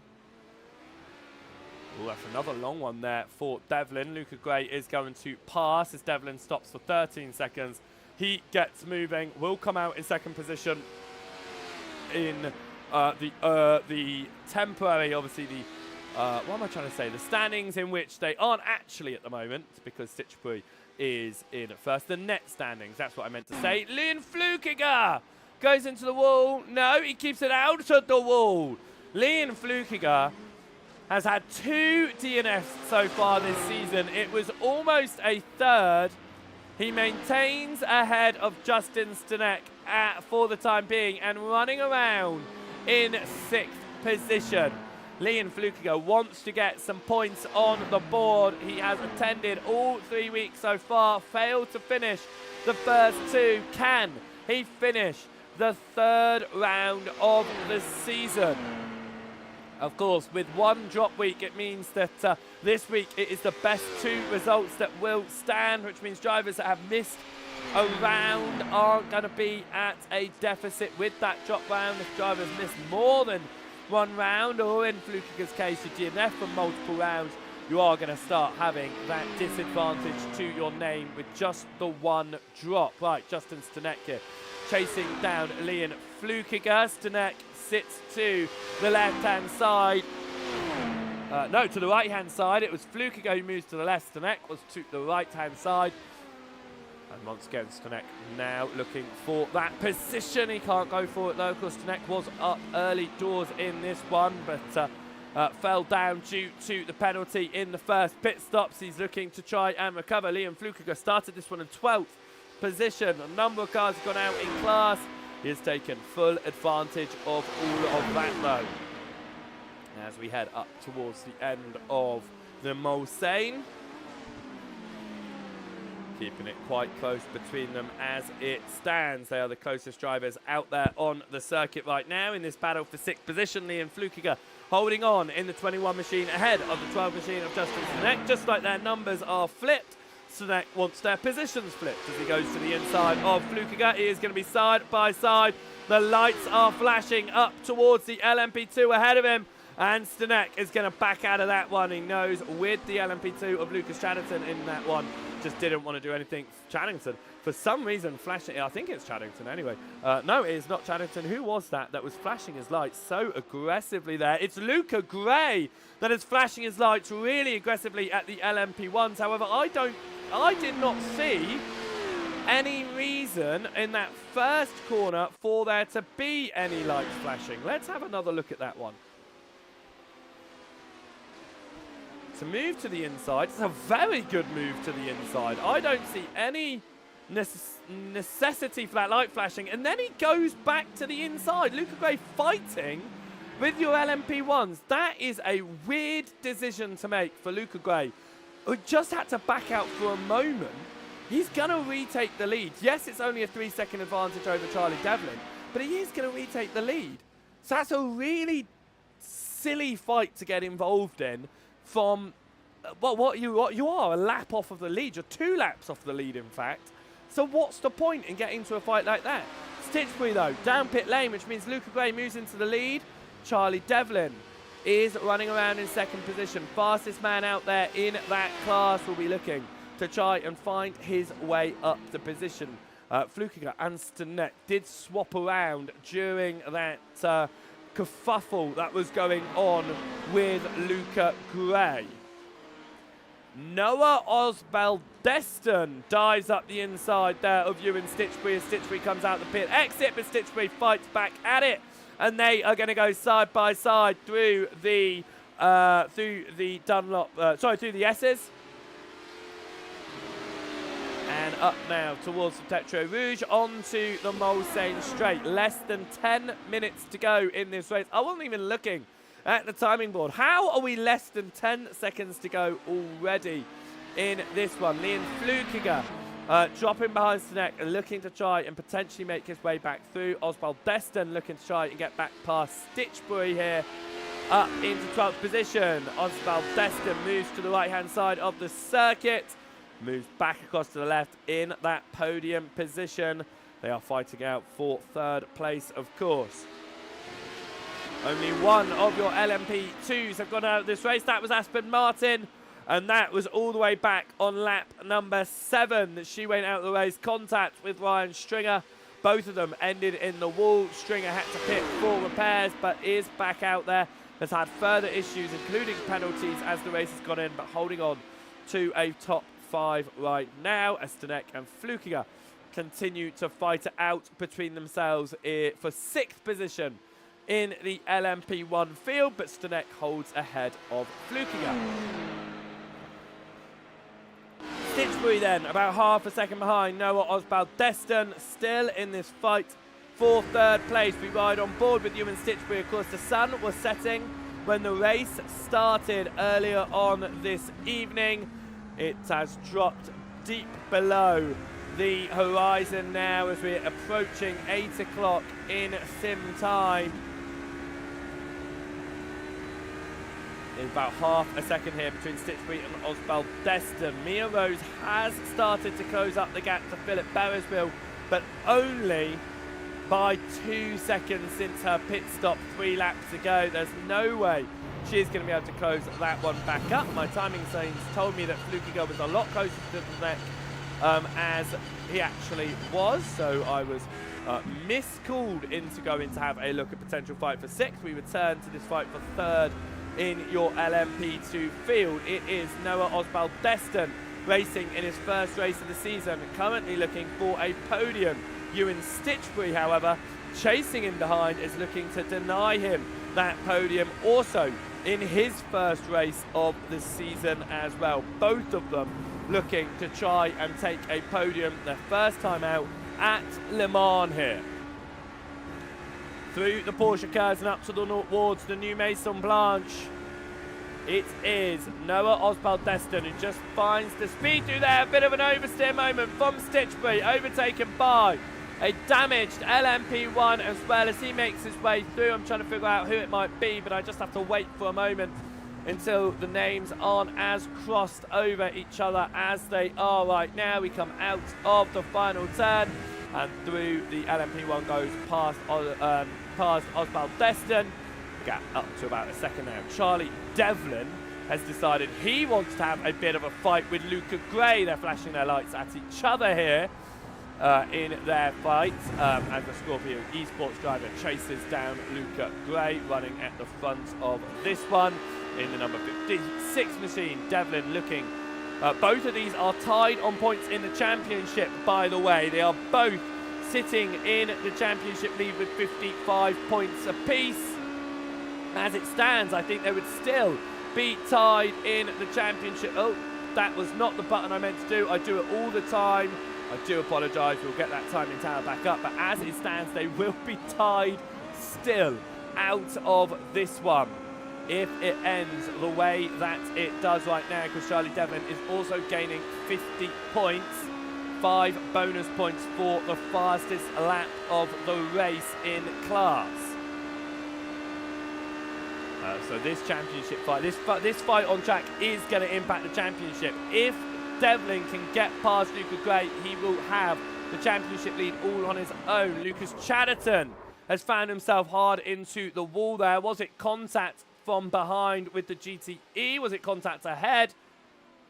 It was missing it. Oh, it was slamming on the brakes, trying not to get contact that has sent him spinning into the wall, potentially out of this race. Back towards your lead fight in your LMP2 field. Charlie Devlin chasing down Luca Gray. Less than 5 minutes to go in this race. We're only going to get a couple of more laps here,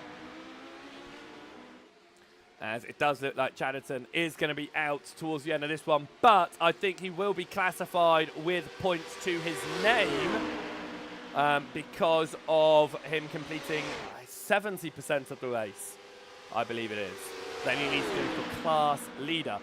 Charlie Devlin chasing down Luca Gray still then, all over the rear end. We ride on board with Charlie Devlin once more here as they are fighting it out for your win in class and for the lead in the championship. They'll be tied if it finishes the way that it is right now. They are tied on 55 points apiece right now. They'll both be taking 50 out of this one. Luca Gray plus 50 for the race spin. Charlie Devlin plus 45 for the race spin and an additional 5 for fastest lap, which is exactly how they are tied on 55 points with a win and fastest lap. This could be the first time we see the driver in second in your LMP2 field take the fastest lap and get 50 points. Different lines here, but Devlin is all over the rear end, and you know this fight is going to go all the way to the end. Corbs is going to get one more lap on the board behind them here, but Devlin goes onto the outside and moves into lead in class. Luca Gray backs out of it, potentially looking to go for a final lap opportunity here as we cross the timing line. Liam Flukiger still trying to do something with Sinek as well in their fight for 6th and 7th position. Jean Corbzo comes up towards the Porsche curves and will take the white flag next time around, which means your LMP2 field, unless Devlin and Gray are lapped by Corbs, which is not going to happen. It means they are going to get another lap after their current one to try and take race victory. Jean Corbsen will come up towards the timing line and will get the white flag this time by. Jean Corbs started on pole position, fell down the order to 6th place on the opening lap of asking, has recovered back through and is just running really well. Lawler had issues, a spin earlier on after bleeding early doors, fell to 2nd, a spin dropped into 3rd. Tony Dibden started this one 4th, goes on to the last lap of asking in 2nd position. The gap between your leading LMP2 drivers is up to 1.7 seconds here. I think Luca Gray might be trying to save fuel here. I think they might be going an additional lap over what they expected here, and Gray might be trying to save some fuel for that run. I think that might be going the case here, because that gap has opened up significantly since Charlie Devlin moved through. Of course, Devlin is, well, he's got the fastest lap in the class, 1.1 seconds faster than Luca Gray on their fastest laps overall. 40 seconds left on the board here as we continue to watch the LMP2s running around. They are heading off of the Mulsanne. Talking of the Mulsanne, that's where Jean Corbs is right now. Jean Corbs then took home 3rd position at Silverstone for round number 1. Last time out at Spa took home second position. And if the steps were anything to go by, this first position should have been predicted. Jean Corbs will come through the Mulsanne now. Just half a lap to go, separating himself from his first win of the season. It'll make it 3 different race winners in your LMP1 field. It will have an impact on your championship standings. Jean Corbs comes up towards Indianapolis. It'll be the left-hander that we've seen a number of cars make mistakes on. Corbs keeps it clean though. He comes to Onage. And he'll head up towards the Porsche curves. Jean Corbs has not led every lap of this. Yes, a pole to victory sounds like a simple race. It has not been a simple race as Noah Osbald-Destin has issues and finds himself hard into the wall from the podium in your LMP2 field. It will give Ewan Stitchbury third position if Stitchbury can get through. They are just ahead of Corbs here on the circuit. Will Stitchbury cross the line ahead? He needs to get over the line. He gives up the position, which means Osbald-Destin will take third place in class. He's got to go another lap though, but Jean Corbs will win.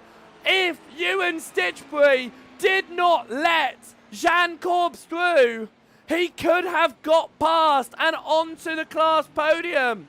What a decision! And it's one that has cost Stitchbury a podium.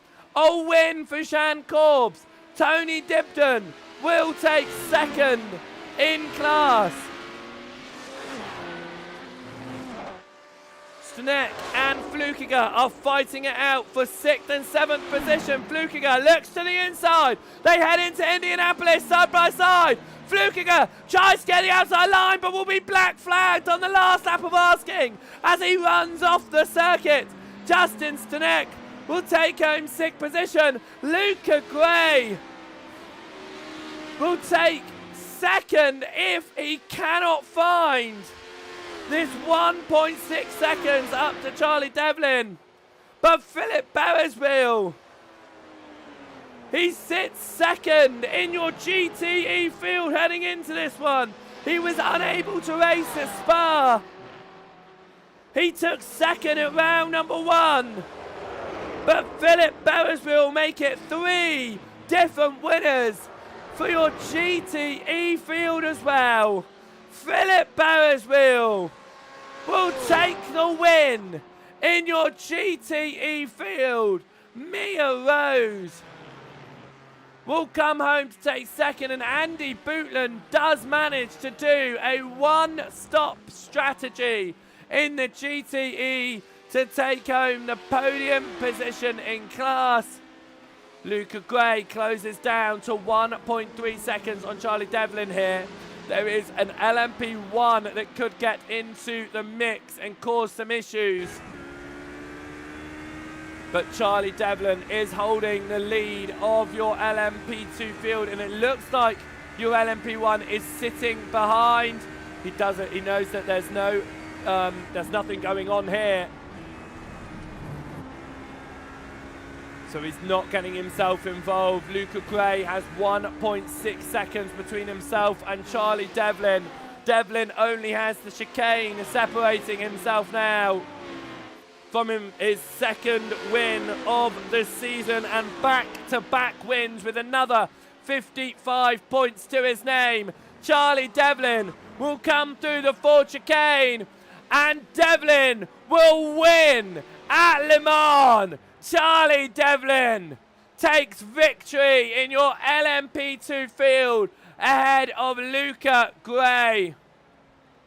It is then Thomas Clausen who will be your final GTE driver to cross the line. He'll do it in 4th position. And your final driver to finish this one is the LMP2 that found himself hard into the barriers with a lap to go.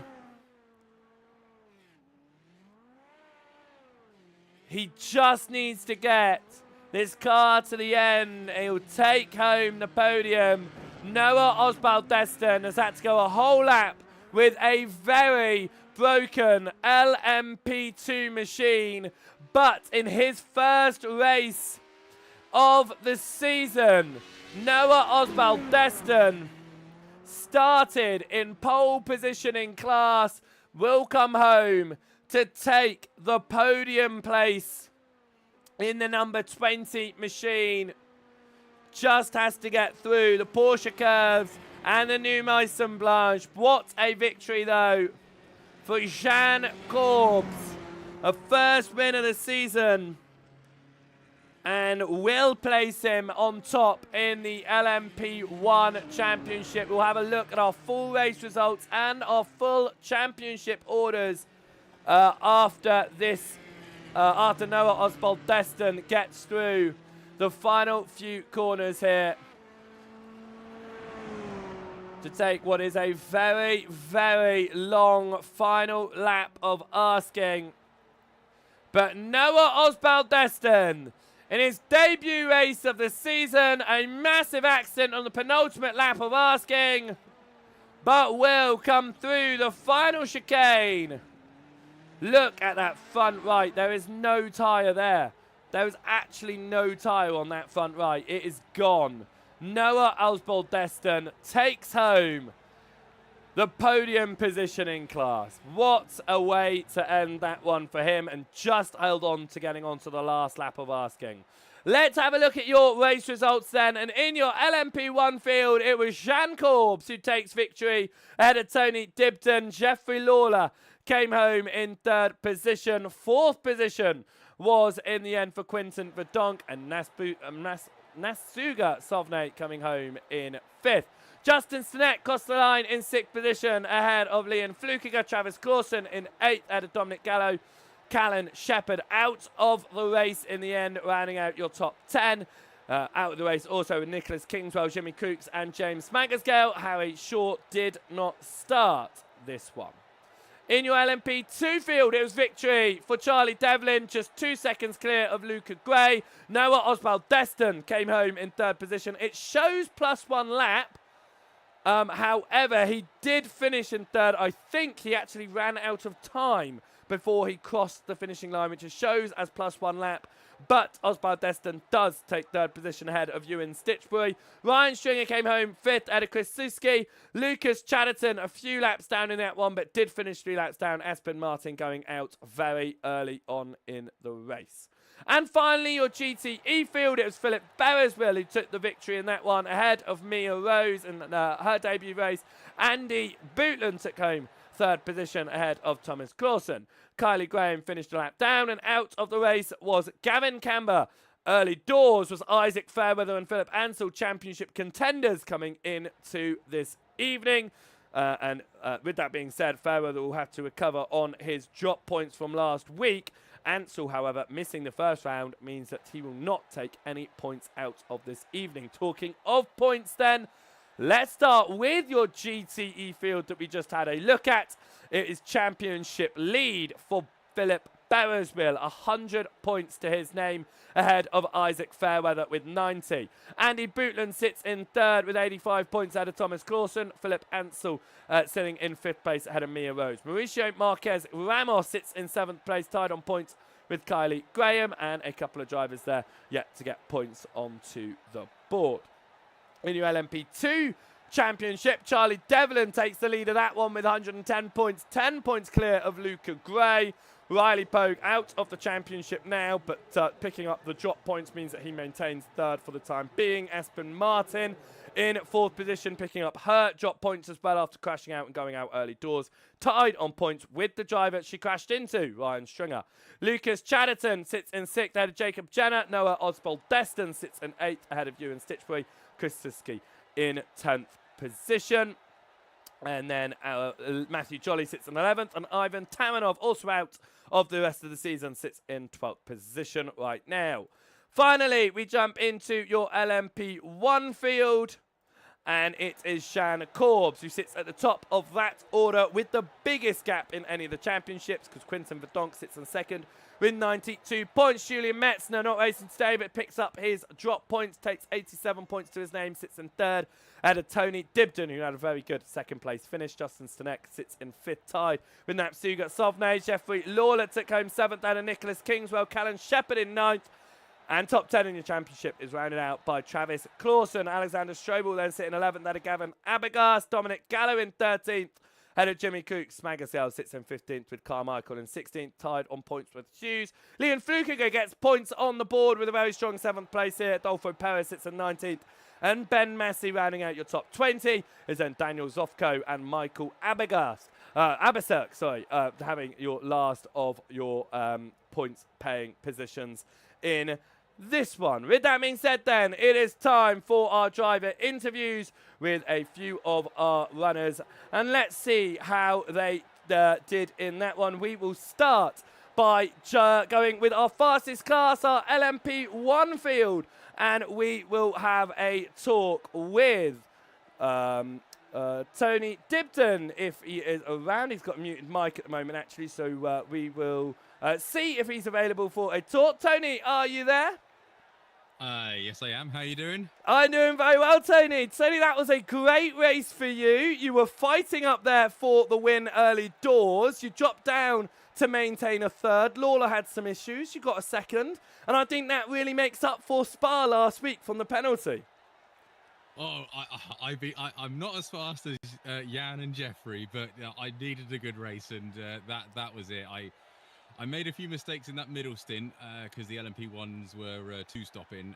Made a few mistakes picking up every single slowdown I could find, but at least it wasn't a penalty. That's what I'm thinking. So I'm very happy with P2. I'd like to play with Jan a little bit more up there, but yeah, he's a bit too quick, annoyingly.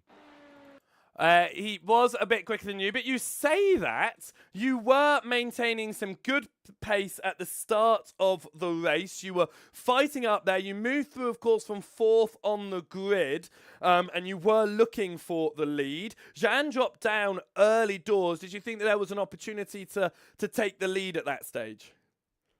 I did, yeah, because I saw him and he was behind me, and I thought, okay, is he picked up like a little bit of front end damage or something like that that's slowing his top speed? And then he came past me like a rocket, and I thought, well, no, he's fine. He must have just saved a bit of battery or something, used 10% extra on the next lap. But yeah, it was really good fun at the start. I hope we got some good footage of that, because I'm going to watch that back later. But we were just all trying to work out what we were doing with boost. So some people would come past the other one and things like that. It kind of felt like a bit like F1, where if you had some battery left, you'd take off and disappear off into the distance. It certainly did feel like drivers were being passed and then making the pass again. So it was very much swapping around early doors. The race is all about endurance, though, with these hour-and-a-half length races. Only 9 of the 14 LMP1s came home to finish that one, and it does help you out in the championship as well, getting the consistent results that you've put in with the 6th place last week, even with the penalty. Of course, you're dropping the 13th place result from Silverstone as it stands. As we move forward, are you hoping that 13th is going to be your worst result? I really am. I mean, that's the thing with me. I can be relatively competent at certain places. I just make silly little mistakes where I'm just sort of maybe overdriving it a bit too much, and that's what I sort of hoped I did in the 3rd stint there. Is just settled down. I've got up comfortable. I need to keep off Jeffrey Lawyer there, and like I say, get in my own rhythm, and then I can be okay. So it's definitely a bit of a mental game, these enduro races, because you think like you're doing well. It's like no, just relax, do your thing. What will happen. Don't make any mistakes, and normally in endurance races, that's the way to finish quite well. And it worked out for you. Of course, you were having the pace to finish on a podium position anyway, but you did come home P2. With that being said, there were a lot of fights going on behind you as well, so you just sort of kept your own out there. Is there any circuit that you're looking forward to as you look ahead in the championship? Of course, we got Nürburgring next, but we've got still a good selection of tracks. Yeah, I really do enjoy Nürburgring GP. I know that can be a bit of a tricky circuit for some people. The interesting one is Mexico because I've never run these cars at Mexico. Obviously, Mexico came out after these cars were sort of not in official races. So Mexico is going to be very interesting, and sort of the guys that can work on a setup and get a good setup out of it, I think are going to have a huge advantage at Mexico. So that one, I'm looking forward to that one. And Kota, well, as long as you dodge the curbs, sausage curbs at Kota, you should be hunky dory there. Indeed. Well, we look forward to seeing what you can do in future races. Congratulations on P number 2 here at Le Mans. Thank you very much, and have a good evening, everyone who's watching. Thank you very much. Tony Dibden there, coming home to take home second in your LMP2 field, and we will now have a jump down a little bit across to your sorry, that was your LMP1 field.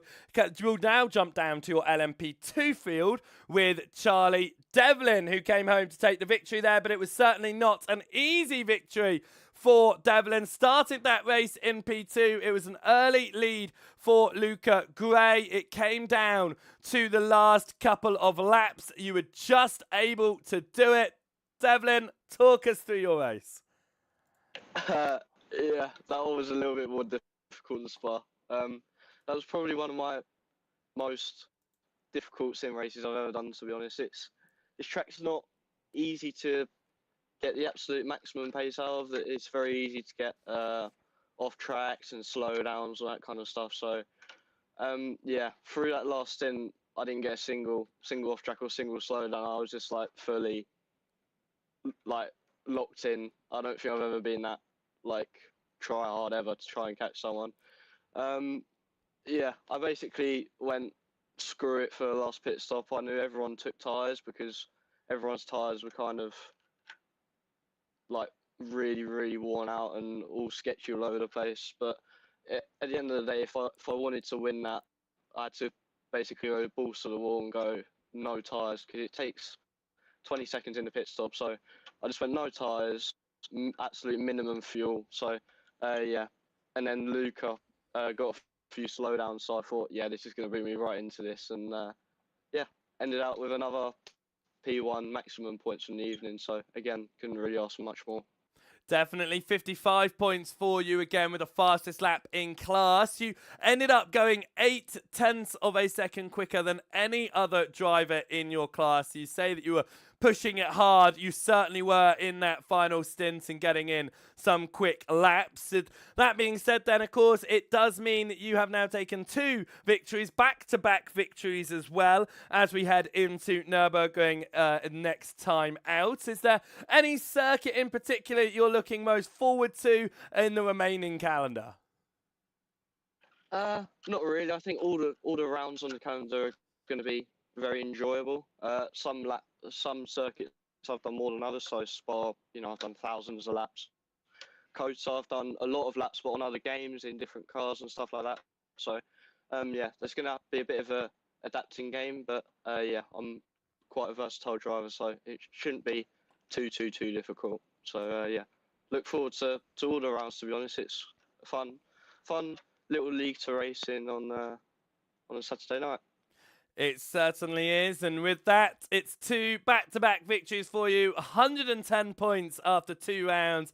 Charlie, congratulations on yet another race victory. Thank you.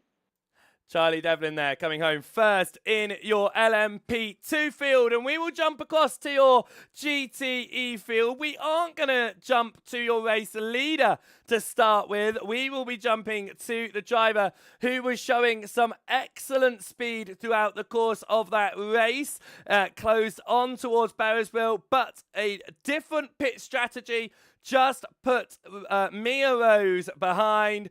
Mia, it wasn't quite enough, but you were showing some excellent pace out there with the fastest lap to boot, over 1.4 seconds quicker than anyone else.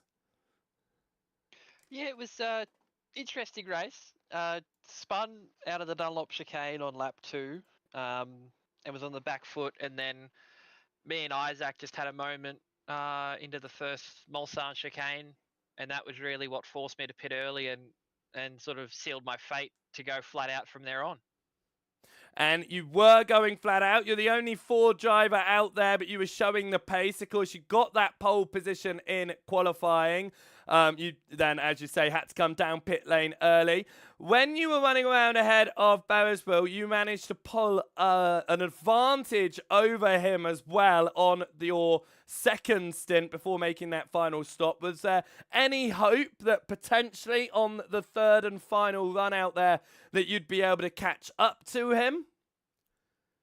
No, I had no hope. The only hope I was hoping for is a major thunderstruck from God to blow out a tire or take a wing off for him. But no, it was sort of very much once I had to take the fast repair on my first stop, it was very much try and get P2, and yeah, thankfully got it.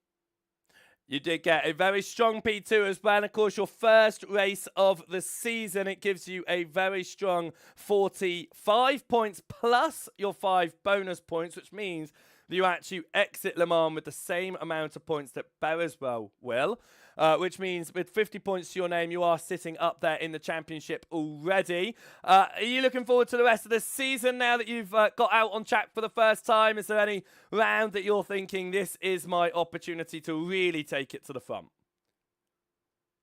I don't know. It's just sort of probably one of the only really low downforce tracks that the Ford, I think it struggles a little bit with straight line speed. It's really good in the draft, but it'll be interesting to see how it goes, especially at Nürburgring next week, I think, because just the pace difference in the classes and how sort of narrow that track is, it'll be quite interesting to race around. Certainly, Nürburgring is a very different circuit to here. We will be getting a lot more class involvement with the shorter circuit as well. Nürburgring in 2 weeks, of course. It is looking to be a tight championship fight then, because there are some really strong drivers within this GTE field. Even though it is the smallest of the fields, it's certainly one of the most competitive. So this championship fight, do you think it is going to be one that you can get involved in? Of course, with one drop week, it means you're only going one pointless weekend so far. So you can definitely get yourself in it. Wouldn't count myself out of it just yet, but not really looking for a championship. Just looking to come out, have some fun in the Ford. We're the only Ford in the field, so yeah. Right, with that then, it is a great first race of the season for you here at round number 3. Congratulations, Mia Rose on P number 2. P number 2 there for Mia Rose coming home in class. It was a great result for her. And then we will jump across into the leader of your GTE field, Philip Barrisville, who was able to just keep it clean towards the front there and pull it out to take the victory here around Le Mans. And after taking second place at Silverstone, finding that one place higher, Philip Barrisville, you are a race winner this season. Yeah, let's go. It was a great race for you here, as you didn't really have to contend with too much, because there was some fighting going on early doors, but as the race continued on, your rivals dropped back. Of course, in that second stint, you saw Mia Rose end up in front of you. Were you worried when she just kept on pulling away during that second stint, or did you know she's going to be pitting again and she'll fall all the way back? I've got nothing to be concerned about. Yeah, so I knew she would have to pit again, so no worries there. And yeah, the rest of the race was just after a start, I instantly overtook Mia, so it was from there on onwards. It was only fuel saving a lot and just doing the laps, and that's it. Just doing the laps is exactly what you need to do in these endurance races, though, and it does mean that out of it, you are the man on the very top of the championship standings with 100 points, 10 points clear of Fairweather. How did you feel at that moment? Because Fairweather and Ansel both went out on the same lap number 7, very early doors. Surely that must have been a sigh of relief seeing your championship rivals out early doors. I mean, To be fair, I didn't really thought to go for a championship here because, like, for example, the next race at Nürburgring I can't do. But since they both crashed out now, I still have a chance. So yeah, let's see how it's going. Certainly will. You have got good points to your name. It was a nice circuit here at Le Mans. You talk about Nürburgring in a couple of weeks. Is there any race in particular that you are most excited about for this season?